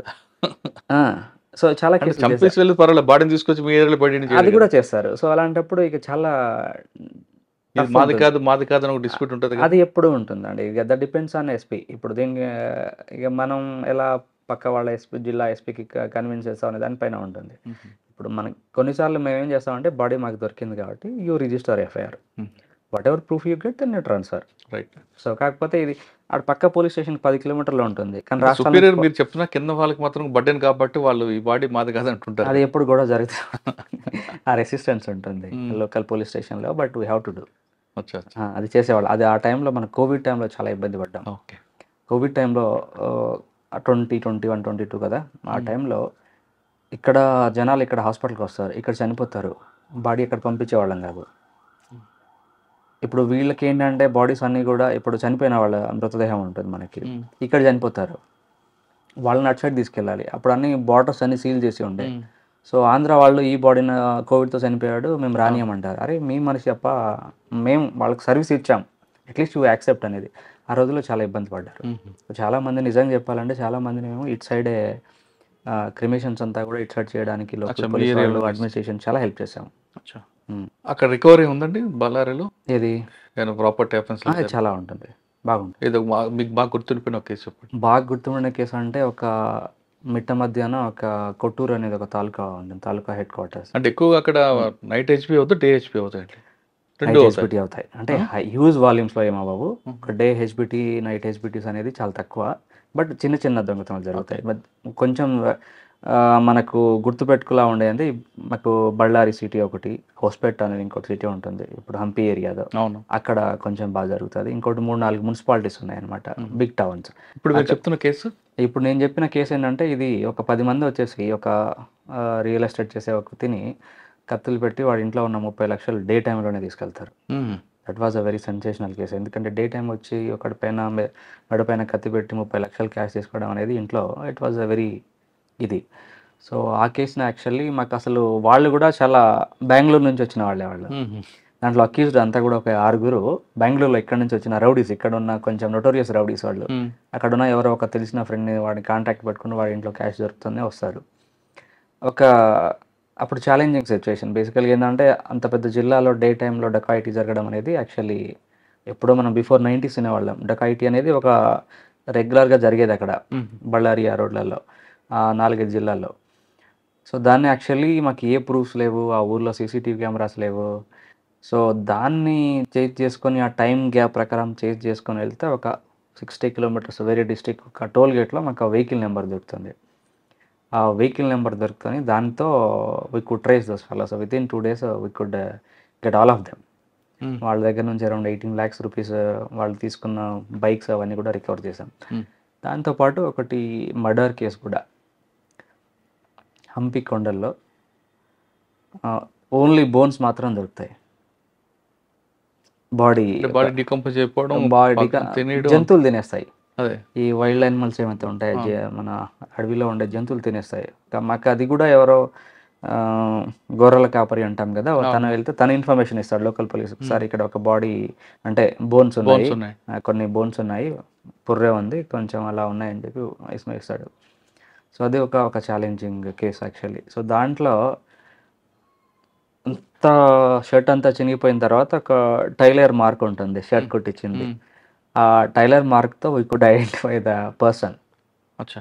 ఆ చొక్కా ఎక్కడ కుట్టించాడు, ఆ టైలర్ని పట్టుకొని ఆ కలర్లో కుట్టించిన వాళ్ళు కొంతమంది ఆ, వాళ్ళందరినీ ట్రేస్ చేసి వాళ్ళని దాంట్లో వెళ్ళిపోయిన వాళ్ళు ఆ ఏజ్లో ఉన్న వాళ్ళు ఎవరైనా చేసి తర్వాత నెక్స్ట్ హంపీలో అప్పుడు ఆ స్టేట్లో అదొక సెన్సేషనల్ కేసు. ఎందుకంటే అది రివర్స్ ఇంజనీరింగ్ టైప్ అది. ఫస్ట్ ఆఫ్ ఆల్ బాడీ అనేది లేదు అక్కడ, ఓన్లీ కొంచెం వెంట్రుకలు, పుర్రే సగం అండ్ ఒక చేతులు కాళ్ళు డిఎన్ఏ మ్యాచ్ చేయించారా? వాళ్ళ రిలేటివ్స్తో మ్యాచ్ చేయించాను. తర్వాత ఆబ్వియస్లీ చేయించాలి, ఇక వీ కాంట్ క్లైమ్ కదా. సో ఆ అబ్బాయి అక్కడ మిస్ అవ్వడం, is around 21 years old bye. ఎందుకంటే మర్డర్ అండి? అంటే తనను మర్డర్ చేసింది కూడా వాళ్ళ ఫ్రెండ్సే. వాళ్ళు ఒక పవర్ ఫ్యాక్టరీలో పనిచేస్తారు, పవర్ జనరేషన్ ఫ్యాక్టరీలో. అక్కడ వీళ్ళ చెల్లెల్ని ఇతను ఏదైతే అక్యూజ్డ్ ఉన్నారో వాళ్ళ చెల్లెల్ని కొంచెం సతాయిస్తున్నాడని ఒక చిన్న ఇష్యూతో మాట్లాడుకొని కింద వాళ్ళకి వార్నింగ్ చేస్తే అయిపోతుండే. సో వాళ్ళు దాన్ని రెక్కీ చేసి ఇక ఎవరు లేని కొండను రెక్కీ చేసి అబ్బాయిని అక్కడ తీసుకొచ్చి మర్డర్ చేసి వాడు సెల్ ఫోన్స్ అవన్నీ కూడా పక్కన ఉండే చెరువులో పడేసి ఆ బాడీని అక్కడ పడేసి వెళ్ళిపోతారు నైట్ టైంలో. మరి మిస్సింగ్ కేసు అవ్వలేదా? అవ్వలేదు. సో అక్కడ మిస్సింగ్ కేసు అవ్వలేదు. సో ఏంటంటే ఇక ఏదో ఊరికెళ్ళి ఉంటాడులే, ఇక లోకల్ లేబరర్స్ కదా అక్కడ, వాళ్ళు ఏదో ఊరికెళ్ళి ఉంటాడు అని చెప్పి. బాడీ డీకంపోజ్ అయిపోయి అంటే దాదాపు 1 month వరకు అక్కడ ఉందా? లేదు, అది ఒక మర్డర్ అయిపోయింది, 7 to 9 days అయింది. ఎందుకంటే బాడీ తినేసింది, జంతువులు తినేసాయి అక్కడ మధ్యలో, అడవి మధ్యలో మనకు వైల్డ్ యానిమల్స్ అని తినేసాయి. ఓకే. అంటే అదొక సెన్సేషనల్ కేసు. బళ్ళారి తర్వాత ఎక్కడికి వచ్చారండి? బళ్ళారి తర్వాత మధ్యలో నేను ఇంకోటి, మాకు గరుడా ఫోర్స్ అని, మీరు ఆక్టోపస్ అని వినుంటారు మన హైదరాబాద్లో, వైజాగ్లో. అలా మాకు గరుడా ఫోర్స్ అంటాము. డ్యూరింగ్ ఎలక్షన్ టైంలో అక్కడ ఒక 8 months I was there. So దాని ఫంక్షనింగ్ ఏంటంటే anti terror force, same Octopus లాగా. ఏదైనా టెర్రరిస్ట్ అటాక్ జరిగితే ద ఫస్ట్ రెస్పాండర్. సో అక్కడ పనిచేసాం. సో ఎస్పీ ఆక్టోపస్ లాగా ఎక్స్పీ గరుడా ఫోర్స్ అంటాం మా దగ్గర. అక్కడ ఎస్పీగా వర్క్ చేసాం. అది కూడా మంచి ఛాలెంజింగ్, అంటే ఫిజికల్ కమాండోస్ లాగా మీరు కూడా వర్క్ చేయాలి. ఈ should work as a commando, take training, వాళ్ళకి ట్రైనింగ్ ఇవ్వడము. ఈ కొత్త ఆపరేషన్స్ ఉన్నాయి. ఆపరేషన్స్ అంటే ఇప్పుడు రాకూడదు అనుకుంటాము, but we are prepared for that. So Garuda force అనేది కూడా మేము చాలా one of the best force, state పోలీస్లో ఉన్న వాళ్ళలో one of the best force whole ఇండియాలో. ఒక 150 కమాండోస్ ఉంటాం మేము. సో దాంట్లో కూడా వెరీ గుడ్ జాబ్. అంటే చాలా మంచి వర్క్ చేసాం అక్కడ. కమాండోస్కి ఫెసిలిటీస్ కానీ, వాళ్ళ ట్రైనింగ్లో న్యూ థింగ్స్ ఇంట్రడ్యూస్ చేయడం కానీ, అలా తర్వాత ఎన్ఎస్జీలో కూడా వెళ్ళి పార్టిసిపేట్ చేయడం, వాళ్ళతో పాటు ట్రైనింగ్ చేయడం, వాళ్ళ కాంపిటీషన్లో పార్టిసిపేట్ చేయడం. That was a very good memory. దాని తర్వాత as a DCP north. Okay. 1 year అవుతుంది అక్కడ. ఇక్కడ వచ్చి 1 year 4 months అవుతుంది ఇప్పుడు. సార్, డీసీపీ నార్త్ బెంగళూరు ఒకప్పుడు మీరు చెప్తున్నట్లుగా ఓల్డ్ సిటీ ఇది. యశ్వంత్పూర్ ఇవన్నీ కూడా దీనికి వస్తాయి. రౌడీజం అనేది ఇక్కడ స్టార్ట్ అవుతుంది. Railway station Yeshwantpur. అవును. అక్కడ ఉదయం అవ్వచ్చు, రాత్రి అవ్వచ్చు, బెంగళూరు ఎక్స్ప్రెస్ యశ్వంత్పూర్లో దిగాలంటే భయపడే రోజులు అవి. ఆటో వాడి దగ్గర నుండి అందరూ ఇక్కడ ఇబ్బంది పెట్టేవారు. ఇప్పుడు అదే సిచ్యువేషన్ ఉందా? మీరు మార్చారా? లేదు. కానీ ఇక్కడ ట్రబుల్ బాంగర్స్ ఎక్కడ ఉంటారు ఎక్కువ? అంటే ఇప్పుడు మాకు north division, Bengaluru city north division అంటే ఇది ఓల్డ్ బెంగళూరు మీరు చెప్పినట్టే. దీంట్లో కొంచెం ఇండస్ట్రియల్ ఏరియా ఉంటుంది. మాకు పీడియా ఇండస్ట్రియల్ సెక్టర్ అంటాం కంప్లీట్లీ. ఇవన్నీ కూడా స్మాల్ అండ్ మైగ్రేటెడ్ ఉంటారు కదండి ఇక్కడ. ఈ మైగ్రెంట్ లేబరర్స్ ఎక్కువ ఉంటారు. అంటే దీంట్లో మీరు చూసుకుంటే పర్ డే అరౌండ్ ఒక 10 లక్షల లేబరర్స్ మూవ్ అవుతారు morning to evening. Small sector industries అవన్నీ కూడా చిన్న మైక్రో. వెస్ట్ బెంగాల్, జార్ఖండ్, బీహార్ వాళ్ళే ఉంటారు. అండ్ ఇక్కడ లోకల్ కన్నడిగాస్ కూడా ఇప్పుడు మన గుల్బర్గా, యాదగిరి, రాయచూర్ డిస్ట్రిక్ట్స్ ఉన్నాయి కదా, వాళ్ళ నుంచి వచ్చిన వాళ్ళు కూడా ఇక్కడ ఉంటారు. సో వీళ్ళ మూవ్మెంట్స్ దగ్గర మాకు గొడవలు అవుతూ ఉంటాయి. ఇప్పుడు స్మాల్ ఇక్కడ వెరీ లోవర్ మిడిల్ ఫ్యామిలీస్ ఉన్నప్పుడు వాళ్ళకు చిన్న బిజినెస్ చేసేవాళ్ళు, ఈ ఫ్యాక్టరీస్ రన్ చేసేవాళ్ళు, ఫైనాన్షియల్ నడుస్తూ ఉంటుంది. సో వీళ్ళ పైన రన్ చేసేలాగా చిన్న లీడర్స్గా తయారయ్యి వాళ్ళే రౌడీలుగా తయారవడం, వాళ్ళ గుంపుల మధ్యలో గొడవ రౌడీస్ రావడం, ఒకటి జస్ట్ ఒక ఏదో గుంపు ఆధిపత్యం కోసం లాగా చేయడం, అదొకటి. అలాంటి రౌడీస్ ఉండేవాళ్ళు. ఇప్పుడు చాలా వరకు తగ్గింది ఇప్పుడు జనాలకి, ఎందుకంటే అవేర్నెస్ రావడము, వాళ్ళే వచ్చి కంప్లైంట్ చేయడం. దాంతోపాటు ఇక్కడ పోలీసు కూడా చాలా స్ట్రాంగ్గా ఉంటుంది. పోలీసింగ్ కూడా వాడు మూవ్మెంట్ ఎవ్రీ డే కూడా ట్రాక్ చేసే లెవెల్లో ఉంటుంది. సార్, మీ దగ్గర 10 లక్షల మంది ఉన్నారు మైగ్రెంట్ లేబర్స్. వాళ్ళకి అకౌంటబిలిటీ ఏముంది? ఎవరు వస్తున్నారు, ఎవరు పోతున్నారు అనేది మీరు వాళ్ళ గ్రూప్లో కానీ, లేదా ఇండస్ట్రీలో కానీ, లేదా కాలనీస్ కానీ వాళ్ళని అకౌంటబుల్ చేసి వాళ్ళ ఆధార్ కార్డులు తీసుకోవడం, ఎవరు ప్రెషర్స్ అవన్నీ జరుగుతుంది అక్కడ ఏమన్నా? ఆ సిస్టమ్ అంటే అంటే వాళ్ళు ఎవరి నుంచి వచ్చే వాళ్ళ ఆధార్ నెంబర్ తీసుకోవడం అంతవరకు లేదు, కానీ విల్ వెరిఫై. ఇప్పుడు అక్కడ ఉన్న ఇండస్ట్రీస్ అన్నీ కూడా, ఎన్ని ఇండస్ట్రీస్ ఉన్నాయనేది వాళ్ళ డేటా మా దగ్గర ఉంటుంది. వాళ్ళు ఎవరెవరు మూవ్ అవుతారు, ఎక్కడెక్కడ మూవ్ అవుతారు అనేది కూడా మా దగ్గర డేటా ఉంటుంది. ఓకే. దాంతోపాటు వాళ్ళ లేబరర్స్ ఎక్కడ ఏ ఏరియాలో ఉన్నారనేది మాకు కూడా తెలుసు. ఆ ఇండస్ట్రియల్ సెక్టర్ అంతా కూడా ఒక 4 పోలీస్ స్టేషన్ లిమిట్స్‌లో వస్తుంది మనకు. సో, ప్రతి మూవ్‌మెంట్ ఈస్ బీయింగ్ వాచ్డ్ వాళ్ళది. ఆ వాచ్ ఉంటుంది. బట్ రిస్ట్రిక్షన్స్ ఎవరికీ లేదు. అంటే ఇప్పుడు మీరు కొన్ని వేరే మెట్రోస్‌కెళ్తే మీరు ఎళ్ళే ముందు పోలీస్ వెరిఫికేషన్ చేస్తేనే గానీ ఇల్లు ఇస్తారు. అవును. ఆ సిస్టమ్ ఇక్కడ లేదు. ఓకే. అంటే ఇప్పుడు బాంబే లాంటి ఏరియాలో గానీ తీసుకుంటే ఎవరైతే మైగ్రెంట్ వస్తున్నారో వాడు ఒక అసోసియేషన్‌కి వెళ్ళడం, అక్కడ ఎంట్రీ చేయించుకున్న తర్వాతే వాడికి జాబ్ ఇస్తుంటారు. అలాంటిది లేదు. అలాంటి అసోసియేషన్స్ ఉంటే మళ్ళా రౌడీయిజం తర్వాత ఎక్స్‌టార్షన్స్ అన్నీ షురు అవుతాయి దీంట్లో. అలాంటిది లేదు. ఇది అంటే దానివల్ల ప్లస్ ఉంది, మైనస్ ఉంది. మైనస్ ఉంది. ఇప్పుడు వాడు ఏదో కూడా వస్తాడు, ఏదో నేరం చేస్తాడు, ఇంకో ట్రైన్‌కి వెళ్ళిపోతాడు. ఎవడు వచ్చాడు, ఎవడు వెళ్ళాడని మీకు అది లేదు. అది లేదు. ఫ్రీ ఫ్లో ఇక్కడ. ఎందుకంటే ఇవన్నీ కూడా చాలా వెల్ ఎస్టాబ్లిష్డ్ ఇండస్ట్రీస్. అండ్ నేను స్టార్ట్ అయ్యి కూడా మోర్ దాన్ 30 ఇయర్స్ నుంచి స్టార్ట్ అయినాయి ఇవన్నీ కూడా. So they have their own recruitment systems and everything కూడా. వీటి మధ్యలో కొన్ని మేజర్ ఎంఎన్సీస్ కూడా ఉన్నాయి. సో అది system is already setup. So మీరు చెప్పిన సిస్టమ్ యాక్చువల్లీ ఒక 20 ఇయర్స్ బ్యాక్ ఉండేది. ఓకే. ఇప్పుడు ఎందుకంటే ఇప్పుడు గుల్బర్గా నుంచి లేబర్స్ ఉంటారంటే వాళ్ళ అసోసియేషన్స్ ఉంటాయి. వాళ్ళని టచ్ చేయడము, వాళ్ళకి వాళ్ళ కంపెనీస్కి పంపించడం అనేది జరిగేవి. ఈ రోజుల్లో అది లేదు. ఓకే. సార్ మీ దగ్గర నార్త్ జోన్లో రౌడీ షీట్లు ఉన్నది ఎక్కువ ఏ పోలీస్ స్టేషన్ అండి? రౌడీ షీటర్స్ అంటే ఇప్పుడు మా దగ్గర రాజగోపాల్ నగర్ అని ఒక ఏరియా ఉంటుంది, నందిని లేఅవుట్స్ అని ఇంకో ఏరియా ఉంది, ఇంకా ఇటు పక్కన పీనియా అనే పోలీస్ స్టేషన్ ఉంది. ఇదంతా కూడా ఇండస్ట్రియల్ సెక్టర్, దాంతోపాటు వాళ్ళ రెసిడెన్షియల్ ఏరియాస్. అంటే యాక్టివ్ ఎంతమంది ఉంటారండి? ఇప్పుడు మేమున్న ఈ పోలీస్ స్టేషన్లో ఒక 300 మంది రౌడీస్ ఉంటారు. అబ్బా. అంటే రౌడీ షీటర్స్గా మేము చేసిన వాళ్ళు. దాంట్లో యాక్టివ్గా ఒక 40-50 మంది కంటే ఎక్కువ ఉండరు. సో వీళ్ళు ఈ టైంలో అయితే వాళ్ళ యాక్టివిటీస్ కూడా చాలా తక్కువనే చెప్పాలి. అంటే వాళ్ళు ఎలా మానిటరింగ్ చేస్తుంటారు మీరు? ఇప్పుడు దీంట్లోనే ఈ రౌడీ షూటర్ మీకు నో దట్స్ వెరీ వెల్ కదా పోలీసింగ్ సిస్టంలో. సో నేను చేసేది ఏంటంటే ఇప్పుడు నా డివిజన్లో ఒక 1400 మంది రౌడీ షూటర్స్ ఉన్నారు ఇక్కడ నార్త్ జోన్లో. నాకు 18 law and order police stations వస్తాయి. సో 18 అరౌండ్ 1460 వరకు రౌడీ షూటర్స్ ఉన్నారు. ఇప్పుడు వాళ్ళందరినీ మానిటర్ చేయలేం కదా. So we give priority. అది నేను ప్రిన్సిపల్ నా ప్రయారిటీ ఇస్తాను. అంటే ఎవడు టూ మచ్ యాక్టివ్, ఎవరిని వారికి ఒకసారి ట్రాక్ చేయాలి, ఎవరిని 15 days ఒకసారి ట్రాక్ చేయాలి అనేది మేము ఒక లిస్ట్ తయారు చేసుకున్నాం. దాని ప్రకారం ఎక్కడైనా వాడి మూవ్మెంట్ ఎక్కడెక్కడ తిరుగుతూ ఉన్నాడు, ఏం చేస్తున్నాడు అనేది మనకు ఈ లిస్ట్లో వచ్చేస్తాడు. ఓకే. సో దేర్ బై వాడికి భయం ఉంటుంది. ఒక 2 సార్లు వెళ్ళి మొన్న పలానా హోటల్లో కూర్చున్నావు, ఏం పని చేసావు అని అడిగితే వాడికి అప్పటికి అయిపోద్ది. అంటే సిస్టమ్ అంటే వాళ్ళకి ఎవరికైనా జియో ట్యాగ్ పెడుతున్నారా? అలా లేదు. జియో ట్యాగ్ దట్స్ అగైనెస్ట్ కదండి. అట్లా ఏం చేయము. బట్ వి మేజర్ అంటే వాళ్ళలో మార్పు వచ్చిన వాళ్ళ మీద రౌడీ షీట్ ఎత్తివేస్తే వాళ్ళకి కొంచెం కాంపిటేట్ వస్తుంది కదా. చాలా మంది ఉన్నారు అలా కూడా. ఇప్పుడు మీరు చూస్తే ఇప్పుడు ఇండస్ట్రీస్ లో కూడా అంటే అందరూ కూడా యాక్టివ్ ఎప్పుడో అయి ఉంటుంది. ఏంటంటే మేమేంటంటే ఇప్పుడు లా అండ్ ఆర్డర్ కంప్లీట్ చేయాలంటే ఒక 2 కేసులో వాడు ఇన్వాల్వ్ అయినా కానీ మేము వాడిపైన రౌడీ షీట్స్ చేస్తాం.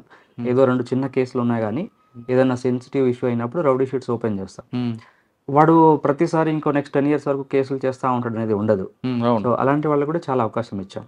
ఇప్పుడు మేము లాస్ట్ ఇయర్లో కూడా దాదాపు ఒక 130 నుంచి 140 వరకు రౌడీ షీట్స్ క్లోజ్ చేసాం. ఓకే. సో దాంట్లో చాలా మంది ఇప్పుడు they have their own companies. అందులో కొంతమంది లాయర్లు ఉన్నారు, ఆ రోజుల్లో కూడా చేసిన లాయర్లు. అంటే హ్యాబిచువల్ అఫెండర్ ఉంటాడు ఎప్పుడూ ఉంటాడు. సో ఈ లాయర్లు ఉన్నారు, కొంతమంది దే హ్యావ్ ఓన్ బిజినెస్ చేసుకొని టాక్సీ బిజినెస్ చేసుకుని వాళ్ళు చాలా మంది ఉన్నారు. వాళ్ళు దే హెల్ప్ అస్ ఎలాట్. ఎక్కడెక్కడ జరుగుతుంది వాళ్ళు మాకు రిటర్న్ లో హెల్ప్ చేస్తూ ఉంటారు. So we have given them opportunity to leave freely. Sir ఇక్కడ మేజర్ క్రైమ్ ఏం కనిపిస్తుంది ప్యాటర్న్? ఇక్కడ మాకు ఈ ఏరియాలో 498 లేదంటే 326 గ్రేవ్ ఉంటుందా? గ్రీవియస్ తక్కువ ఉంటాయండి. గ్రీవియస్ తక్కువ ఉంటాయి, బట్ హర్ట్ కేసెస్ ఎక్కువ ఉంటాయి ఇక్కడ. ఎందుకంటే ఇప్పుడు లోవర్ మిడిల్ క్లాస్ అని చెప్పాం కదా. సో వాళ్ళకి మాట్లాడడం కంటే కొట్టుకోవడం ఎక్కువ. మన ఊర్లో చూస్తుంటాం కదా, 2 మాటల కంటే 4 దెబ్బలు ఎక్కువ ఉంటాయి. సో ఇలాంటి కేసులు ఎక్కువ. దానికి తోడు కొంచెం ఈ అవుట్స్కర్ట్స్ ఏరియా మాది బెంగళూరు కాబట్టి కొంచెం మోటార్ వెహికల్స్ థెఫ్ట్ ఎక్కువ ఉంటుంది. సో అది ఎక్కువగా ఉంటుంది. సో దానికోసమని చాలా యాక్టివిటీస్ కూడా చేస్తూ ఉంటాము. మేము ఏ ఏరియాలో అయితే పెడతాము కెమెరాస్ కానీ ఈ ఫేస్ రికగ్నిషన్ సిస్టమ్స్ అవన్నీ బెంగళూరులో ఇప్పుడు రెడీగా ఉన్నాయి, వర్కింగ్. ఓకే. సో ఆ ఉన్న చోట మళ్ళీ వాడు కూడా తెలివిగా ఇంకో ఏరియాకి వెళ్తాడు. బట్ అది ఉంటుంది. బట్ రికవరీ తీసుకొచ్చి వాళ్ళపైన యాక్షన్ తీసుకుంటే డెఫినెట్లీ. అంటే మేజర్ కేసు ఏమైనా ఉందండి బ్రేక్ త్రూ లాంటిది ఇక్కడ? అంటే బ్రేక్ త్రూ అంటే ఇప్పుడు యాక్చువల్లీ ఒక ఐ థింక్ మదనపల్లినో దాని పక్కన ఒక చిన్న విలేజ్ ఒకడు తెలుగు అతనే. వాడు ఒక్కడే లాస్ట్ 6 monthsలో 36 బైకులు చేశాడు. మళ్ళీ he's like a college student. వస్తాడు ఇలా తిరుగుతాడు, జస్ట్ ఒక బైక్ తీసుకొని వెళ్ళిపోతాడు. అది డబుల్ అయిపోయిన తర్వాత మళ్ళీ వస్తాడు. అలానే కదా జరిగేది, ఆబ్వియస్గా వాళ్ళ ఎకానమీ అలానే ఉంటుంది. సో అలా ఒకసారి ఒకటే ప్యాటర్న్లో వెళ్ళడము, బైక్స్ అని మా కెమెరాస్ అన్ని కూడా ఒకే డైరెక్షన్లో వెళ్ళడం అన్నిటి కూడా. సో అది చేయడం వల్ల లాస్ట్ మంత్ వాడిని అరెస్ట్ చేసాం. Basically around 37 vehicles could recover, కొన్ని మేజర్. ఇంకొక మోస్ట్ వాంటెడ్ ఉంటాడండి బత్తుల ప్రకాష్ అని, మీకు ఎప్పుడైనా ట్రేస్ అయ్యాడు? ఎవరు? బత్తుల ప్రకాష్, చిత్తూరు నేటివ్. వాడి యాక్షన్ అంతా బెంగళూరు ఉంటుంది లేదా హైదరాబాద్ లేదు, అది పేరు విన్నాం కానీ ఇప్పుడు రీసెంట్ గా ఫైర్ ఓపెన్ చేసి అరెస్ట్ అయ్యాడు. సో మా దగ్గర యాక్టివిటీస్ వాడిది ఏం లేవు, ఈ రీసెంట్ ఇయర్ లో వాడి యాక్టివిటీస్ ఏం లేవు. ఓకే సార్, ఇంకా జనరల్ పబ్లిక్ తీసుకుందాం అంటే మీరు ఎక్కువగా విజిబుల్ పోలీసింగ్ ప్రయారిటీ ఇస్తారా లేదా టెక్నాలజీ ప్రయారిటీ ఇస్తారా? రెండు ఉండాలి. స్ట్రాటజీ అది కూడా అంతే కదండి. ఇప్పుడు మనం లేకపోతే జనాలకు అర్థం కాదు, మరి ఎవరు లేరు అనేది భయం ఒకటి సొసైటీలో క్రియేట్ అవుతుంది. పోలీస్ ప్రజెన్స్ లేకపోతే చేసేవాడికి అదొక ప్రివెంటివ్ యాక్షన్. చేసిన వాడిని కంట్రోల్ చేయడం అనేది టెక్నాలజీ త్రూ సర్వేలెన్స్. సో చేయకుండా ముందు పోలీస్ ప్రజెన్స్ ఎక్కడైనా సరే, ఇప్పుడు మీరు సింపుల్ ఎగ్జాంపుల్ చెప్తా ఏమనుకోవద్దు, ఏ మెట్రో అయినా పెట్టుకోండి మన భారతదేశంలో, సిగ్నల్ సో అడ్వాన్స్గా ఉంటుంది కానీ ఒక కానిస్టేబుల్ లేకపోతే అందరు వైలేట్ చేస్తారు. అవునా కదా? 100%. సో ఒక్క traffic constable he will manage lakhs of vehicles. Signal ఉండి ట్రాఫిక్ ఉండకూడదు కానీ మనం అయినా పెడతాం. ఎందుకు? మన మెంటాలిటీ ఇంకా అక్కడికే ఉంది. అంటే మనకు ఎక్కువ ట్రబుల్ ఉండే ఏరియాదండి ఏది ఈ నార్త్ జోన్ లో ఎక్కువగా, అంటే ఈవ్ టీచింగ్ జరిగేవి. ఈవ్ టీజింగ్ అనేది కొంచెం తక్కువనే కానీ ఎస్పెషల్లీ లేబర్ మూమెంట్స్ ఉంటుంది కదా, ఈవినింగ్ టైంలో లేడీస్ మూమెంట్ ఉంటుంది. సో దీనికోసం స్పెసిఫిక్గా మేము ఈవినింగ్ రౌండ్స్ అని పెట్టాము 6 to 9. ప్రతి స్టేషన్ నుంచి ఒక 2 SIలు కానీ 4 బైక్ నుంచి కానీ వాళ్ళ ఏరియాలో ఎక్కడెక్కడైతే లేబర్ మూమెంట్ ఉంటుంది మాకు, ఎందుకంటే షిఫ్ట్ చేంజ్ అవుతాయి, 6 నుంచి 8 లోపల షిఫ్ట్ చేంజెస్ అవుతాయి labour movement. We're getting very positive response, ఎందుకంటే ఫీల్ వెరీ హ్యాపీ. పోలీస్ చూసినప్పుడు అట్లీస్ట్ పర్టికులర్ గా పోలీస్ స్టేషన్ గుర్తు రావట్లేదండి. ఎలోప్మెంట్ ఎక్కువ అవుతాయి కదా పోలీస్ స్టేషన్ లో? ఎలోప్మెంట్ ఎక్కువ అంటే ఇప్పుడు బేసికల్లీ ఇప్పుడు నేను చెప్పాను కింద రాజగోపాల్ నగర్ కానీ నందిని లేఅవుట్స్ కానీ ఇవన్నీ కూడా lower middle class families. So elopement అంటే దానికంటే ఇప్పుడు చైల్డ్ మ్యారేజెస్ అంటాం, పోక్సో కేసు. ఇప్పుడు మా జ్యూరిడిక్షన్ తీసుకుంటే ఈ 3 పోలీస్ స్టేషన్లోనే ఒక స్టేషన్కి 40-50 పోక్సో ఎలోప్మెంట్ కేసెస్ ఉంటాయి. ఎందుకంటే ఇప్పుడు లేబరర్స్ ఉంటారు, వాళ్ళకి అవగాహన లేకపోవడం ఉండడము. సో అది పోక్సో కేసులు ఎక్కువ అవుతున్నాయి కదా, వాళ్ళకి మీరు ఎడ్యుకేట్ చేస్తున్నారా? పోక్సోలో చేస్తే ఎలాంటి సెక్షన్స్ పడతాయి? ఇప్పుడు పెళ్లి చేసుకున్నారు, వాళ్ళ మొగుళ్ళని అందరినీ అరెస్ట్ చేసి ఉంచున్నాం, అరెస్ట్ అవుతారు. వాళ్ళు అమ్మాయి కూడా ఒప్పుకోదు. మేము అరెస్ట్ చేసినందుకు వాళ్ళు హైకోర్టు కూడా వెళ్ళిన కేసు దాఖలాలు ఉన్నాయి. జస్ట్ ఒక month that lady is pregnant, వాళ్ళ హస్బెండ్ మేము అరెస్ట్ చేసాం. ఎందుకంటే చైల్డ్ మ్యారేజ్ పోక్సో టర్న్ అయింది అది. She has gone to high court that police are harassing as my husband ని కావాలని అరెస్ట్ చేస్తున్నారని. హైకోర్టు కూడా ఏం చేయలేదు కదా, వాళ్ళకి ఏం చేయలేము, that's the rule. So but దీంట్లో ఏంటంటే ఇప్పుడు మేము లాస్ట్ 1 year నుంచి it's very good action. Every last working day of the month either schools కానీ కాలేజెస్ కానీ ఇలాంటి కాలనీస్ కానీ వెళ్ళి వాళ్ళకు పాఠాలు చెప్పడం, ఎస్పెషల్లీ సైబర్ అఫెన్సెస్ గురించి కానీ డ్రగ్స్ గురించి కానీ ఇలాంటి వాటి గురించి. ఇప్పుడు లాస్ట్ 1 year నుంచి మేము మా నార్త్ జీవన్లో more than 400 schools, more than 2-3 lakh స్టూడెంట్స్ని కవర్ చేసాం. ఓకే సార్, మీకు మీ సర్వీస్లో ప్రెసిడెంట్ గ్యాలరీ అవార్డు ఒకటి వచ్చింది? లేదండి, మాకు కాదు. అది ఆఫ్టర్ సీనియర్ 16-17 years సర్వీస్ ఉండేవాళ్ళకి రాలేదు మీకు అవార్డు? లేదు, జూనియర్స్ కదండి. మీకు మీరు వచ్చేసరికి ట్రెడిషనల్ క్రైమ్ ఎండ్ అయిపోయింది, వైట్ కాలర్ అఫెన్స్ క్లోజ్ అయిపోయింది, ఇప్పుడు సైబర్ క్రైమ్. అవును, సైబర్ క్రైమ్ మీద ఫోకస్ అయినట్టు. సైబర్ క్రైమ్ 2 రకాలు ఉంటాయి, ఒకటి సైబర్ క్రైమ్, ఒకటి సోషల్ ఇంజనీరింగ్ క్రైమ్. ఈ రెండింటిని ఎక్కువ దేంట్లో చూస్తారు? ఎక్కువగా ఏది మీకు రిపోర్ట్ అవుతున్నాయి? ఫర్ ఎగ్జాంపుల్ ఇప్పుడు హోల్ మా స్టేట్లో ఈ నార్త్ డివిజన్లో నా 2nd floorలోనే ఉంది మా సైబర్ పోలీస్ స్టేషన్. ఇక్కడ మీకు ఐడియా ఉందా? కర్ణాటకలో ప్రతి every district has 1 cyber police station. ఇప్పుడు వేరే స్టేషన్లో ఇప్పుడు స్టార్ట్ చేస్తారు. సో కర్ణాటకలో ఎవ్రీ స్టేట్ హ్యాస్. సో డీసీపీలో ఒక్కొక్క డీసీపీకి ఒక సైబర్ పోలీస్ స్టేషన్ ఉంటుంది. పోయిన సంవత్సరం అంటే గత 2 సంవత్సరాల్లో highest number of cyber offences register అయ్యేది నా పోలీస్ స్టేషన్లో. అవునా? లాస్ట్ 2023లో అరౌండ్ 2900 FIR చేశారు ఒకటే పోలీస్ స్టేషన్లో. 3000 కేసులు చేసాం. లాస్ట్ ఇయర్ అరౌండ్ 2300 కేసెస్ చేసాం 24లో. సో ఇక్కడ ఏంటంటే చేసేవాళ్ళు వేరే చోట ఉంటారు, ఇక్కడ అంతా కూడా బలి అయ్యే వాళ్ళు ఉంటారు. దీంట్లో మీరు చెప్పినట్టు యాక్చువల్ సోషల్ ఇంజనీరింగ్తో అయ్యేది వేరు, సైబర్ అఫెన్స్కి అయ్యే దీంట్లో కూడా చాలా మీరు వినే ఉంటారు. లాస్ట్ 2 yearsలో మనకి ఏంటంటే ఈ టాస్క్ రిలేటెడ్ యూట్యూబ్లో రివ్యూస్ చేయండి, లేకపోతే దీంట్లో పారాగ్రాఫ్ కింద కామెంట్స్ రాయండి, లేకపోతే ఇది మేము ఫైల్ ఇస్తాము దాన్ని కన్వర్ట్ చేసి పంపించండి. అదే ఇన్వెస్ట్మెంట్ ఫ్రాడ్. ఇన్వెస్ట్మెంట్ ఫ్రాడ్ కదా, టాస్క్ రిలేటెడ్ అంటాము. అచ్చా. ఇన్వెస్ట్మెంట్ ఫ్రాడ్స్ ఓకే, ఓకే, కొత్తగా task, వస్తుంది. అవును. సో దీంట్లో ఇక్కడ ఉండే ఏరియాలో చాలా మంది lower middle class people job కోసం సీక్ చేసేవాళ్ళు, జాబ్ అది ఇంట్లో కూర్చోండి లక్షలు సంపాదించేవాళ్ళు చేసేవాళ్ళు, ఇలాంటి వాళ్ళు చాలా ఎక్కువ. సో అలాంటి గ్యాంగ్ ని ఇక్కడ కర్ణాటకలో కూడా మేము లాస్ట్ టైం అరెస్ట్ చేసాం. ఇప్పుడు ఉన్న స్టేట్లలో మాది కూడా one of the best cyber police station, one of the very good. Sir ఇప్పుడు మీ దగ్గర ట్రెండింగ్ క్రైమ్ ఏం నడుస్తుంది? ఇప్పుడు మా దగ్గర investment frauds, digital arrest. Digital arrest కూడా నడుస్తుంది. డిజిటల్ అరెస్ట్ తో అంటే వాల్యూమ్ ఆఫ్ మనీ చూసుకుంటే మీకు ఇద్దరు digital arrest are investment fraud, ఈ రెండిట్లో అంతే. Honey trap. హనీ ట్రాప్ చాలా తక్కువ. ఈ లాస్ట్ ఒక 3 years బ్యాక్ ఉండేది హనీ ట్రాప్స్ కేసెస్, ఇప్పుడు సెక్సార్షన్ కేసెస్ అంటాము, అవి చాలా తక్కువ. ఇప్పుడు లాస్ట్ ఇయర్ నుంచి మీకు ఇప్పుడు లాస్ట్ 6 months నుంచి డిజిటల్ అరెస్ట్ కేసెస్ ఉంటాయి. దాంట్లో ఏంటి మీకు తెలిసిందే, అది క్రోడ్స్ టుగెదర్ లాగేసుకుంటారు. ఈవెన్ ఇన్వెస్ట్మెంట్ ఫ్రాడ్స్లో కూడా ఇప్పుడు మీకు దీంట్లో కంపెనీలో ఇన్వెస్ట్ చేయండి, మా కంపెనీలో ఇన్వెస్ట్ చేయండి, ఇది చేసి చాలా ఇన్వెస్ట్ చేసి సార్ ఇందులో కేసు అవ్వడం, ఇన్వెస్టిగేషన్ అవ్వడం, రికవరీ అవ్వడం అంత పెద్ద ప్రాసెస్ అండి, అయ్యేది కూడా కాదు. ప్రజలకు మీరు దీనికి అవగాహన కల్పించడం బెస్ట్ అనుకుంటారు కదా. అవును. ఏ విధంగా మీరు వాళ్ళని ఎడ్యుకేట్ చేస్తున్నారు? అదే చెప్పాను కదా, every month last working day ఇద్దరు కాలేజ్ స్కూల్స్, అంటే నేను ఒక్కడనే కాదు, ప్రతి స్టేషన్ నుంచి 5 టీంలు వెళ్తాయి. ప్రతి ఎస్ఐ ఇప్పుడు ఇవత్తు 5వ తారీఖు కదండి, మన January 31st సపోజ్ ఇప్పుడు యశ్వంతపుర పోలీస్ స్టేషన్ అన్నారు, మల్లేశ్వరం స్టేషన్ అన్నారు, 6 ఎస్ఐలు ఉంటారు, ఒక ఇన్స్పెక్టర్ ఉంటారు, 7 కాలేజ్కి వెళ్ళాలి, లేకపోతే 7 లొకేషన్స్కి వెళ్ళాలి. They should talk about this one. Okay, ఇది లాస్ట్ 1 year నుంచి బెంగళూరు సిటీలో చాలా బాగా జరుగుతుంది. ఎగ్జాక్ట్లీ వెరీ సాధారణంగా సార్ ఆఫ్లైన్ ఆన్లైన్. ఆఫ్లైన్ లో మనం ఎంతో కేర్ఫుల్గా ఉంటాము, ఆన్లైన్ లో అంత యాక్టివ్ ఉంటాం. ఎందుకు యాక్టివ్ ఉంటాం? అదే ఇక దట్స్ ప్లెజర్ సీకింగ్ మెంటాలిటీ అంటాం కదా. ఇప్పుడు మీరు నేను కానీ ఇప్పుడు ఖాళీగా ఉంటే ఏం చేస్తాం, ఓపెన్ చేసి ఫోన్ దాంట్లో యూట్యూబ్లో షార్ట్స్ రీల్స్ చూస్తూ ఉంటారు. లేదు అంటే వేరే వాళ్ళు ఏం చేస్తున్నారని చూస్తూ ఉంటాం.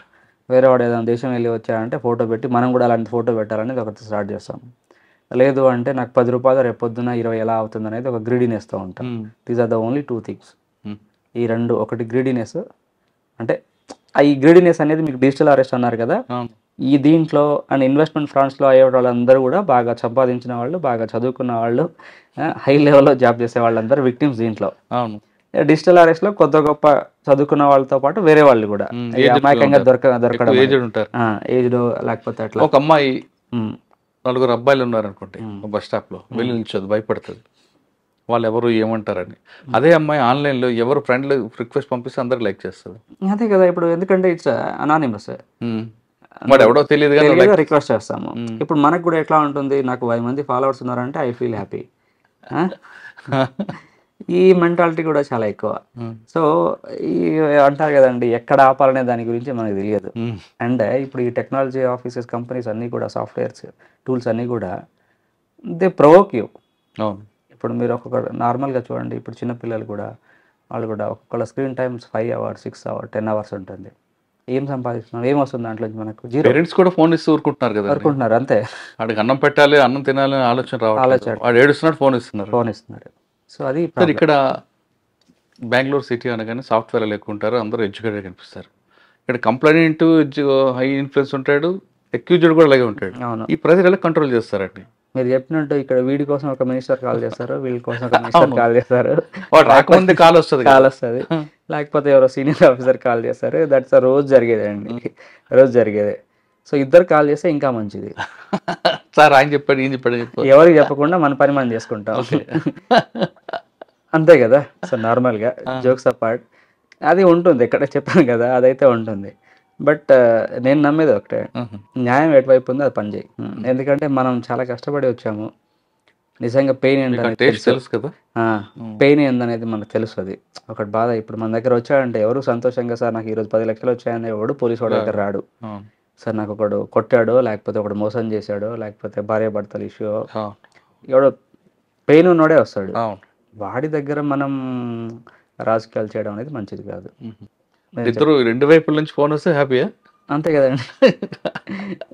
వీడికి చేయాల్సిన పని లేదు, వీళ్ళకి చేయాల్సిన పని లేదు, వస్తుంటాయి అది మీకు రోజు వస్తుంటాయి నార్మల్గా. అది సార్ డ్రగ్స్ మీద ఫోకస్ ఏంటంటే, ఇప్పుడు డ్రగ్స్ చెప్పాం కదా, సేమ్ సైబర్ అఫెన్స్ లాగా డ్రగ్స్ కూడా కర్ణాటకలో especially government has taken very serious decision. అంటే కర్ణాటక స్టేట్ మొత్తం కూడా మాదక వస్తు ముక్త రాజ్యం చేయాలనేది, డ్రగ్ ఫ్రీ స్టేట్ చేయాలనేది. సో ఇది ఎప్పటి నుంచో నడుస్తుంది. అండ్ ఈవెన్ ఈ గవర్నమెంట్ వచ్చిన తర్వాత కూడా చాలా సీరియస్గా తీసుకొని అన్ని డిపార్ట్మెంట్స్ ఇన్వాల్వ్ చేశారు దీంట్లో. నాట్ ఓన్లీ పోలీస్తో పాటు health, social welfare, education, everybody was part of this drive.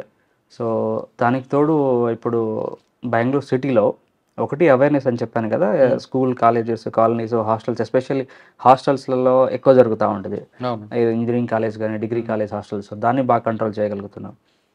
దాంతోపాటు ఇదివరకు ఎట్లా అంటే డ్రగ్ కన్జ్యూమ్ చేస్తే కూడా కేసులు చేసేవాళ్ళు. సో దానిపైన ఫోకస్ తగ్గించి మేము డ్రగ్ పెడ్లింగ్ చేసే వాళ్ళపైన ఫోకస్ చేస్తాం. సో వాళ్ళపైన ప్రివెంటివ్ యాక్షన్స్ ఉంటుంది. మనకి పిట్ అండ్ డిపిఎస్ అనే యాక్ట్ ప్రకారం మనం మీ దగ్గర గుండా యాక్ట్ అని ఉంటారు, పీడీ యాక్ట్ అని మీరు ఉంటారు.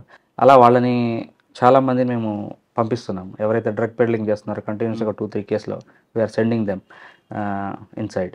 దాంతోపాటు ఈ పెడ్లింగ్ చేసే వాళ్ళపైన ఎక్కువ ఫోకస్ చేసి కేసెస్ చేస్తున్నాము. సో దానివల్ల చాలా రిజల్ట్స్ వస్తుంది. ఇప్పుడు మేము చూసుకున్న 23-24 లాస్ట్ మంత్ రివ్యూ అయింది కదా, హోల్ బెంగళూరు సిటీలో కూడా we could reduce lot of crime. Even crime pattern కూడా మొత్తం అన్ని హెడ్స్లో కూడా క్రైమ్ చాలా తగ్గినాయి బెంగళూరు సిటీలో. సార్ వేరే స్టేట్లో పోలీసింగ్ మీద పొలిటీషియన్స్ ప్రెజర్ ఎక్కువ ఉంటుంది, మీ స్టేట్ ఎలా ఉంటుంది? అన్నిట్లో ఉంటుందండి, బట్ ఫ్రీ హ్యాండ్ ఉంటుందా? ఫ్రీ హ్యాండ్ చాలా బాగుంటుంది. ఐ ఫీల్ పొలిటికల్ పోస్టింగ్లు ఉంటాయి, ఆఫీసర్ పోస్టింగ్స్ ఉంటాయి. అది సీఎంఓ లెవెల్లో జరుగుతుంది. ఐపీఎస్ ఆఫీసర్ పోస్టింగ్స్ అంటే మీకు తెలిసినందుకే ఐపీఎస్ కాకపోయినా డిఎస్పీసీ అవి కూడా జనరల్గా ఎలా ఉంటాయండి? జనరల్గా అంటే ఉంటుంది, లోకల్ ఎమ్మెల్యేస్ వాళ్ళది ఇన్ఫ్లుయెన్స్ ఉంటుంది.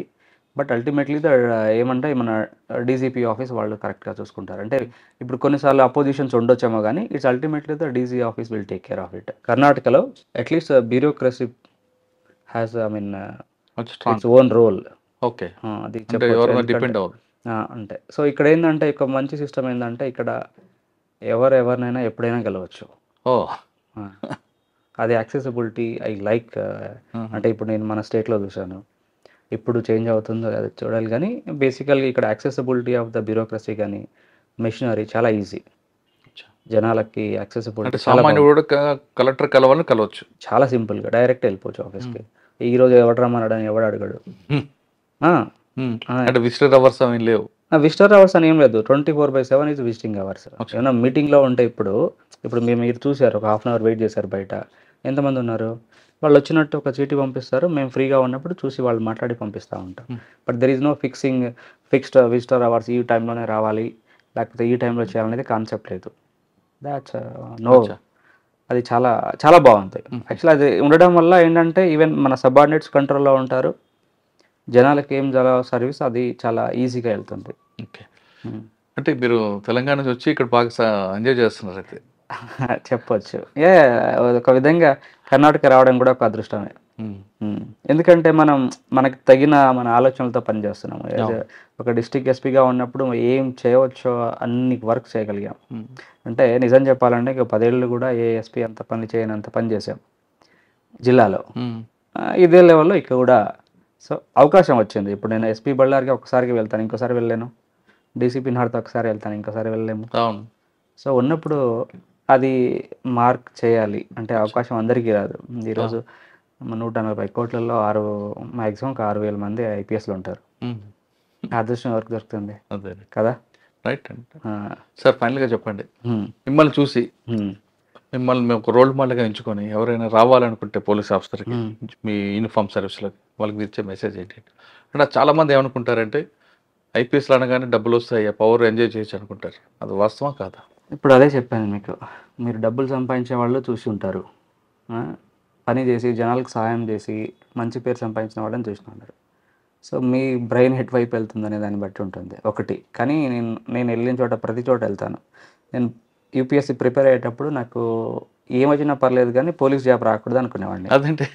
అదే చెప్పాను కదా, ఎందుకంటే పోలీస్తో అలాంటి నాకు ఇంటరాక్షన్ ఉండింది. నేను ఊర్లో ఉన్నప్పుడు I use to go to police stations, tahsildar office అన్నీ వెళ్ళి ఊర్లో ఉన్న సమస్యలకు నేను అటెండ్ అయ్యేవాడిని. చాలా సోషల్ సర్వీస్ చేస్తాం, ఇప్పటికీ చేస్తూ ఉన్నాం. We have the group of people. So దాంట్లో ఇది ఒక రకమైన థ్యాంక్లెస్ జాగ్ అనిపిస్తుంది. 24 గంటలు నువ్వు రోడ్ పైన తిరిగా ఉండాలి.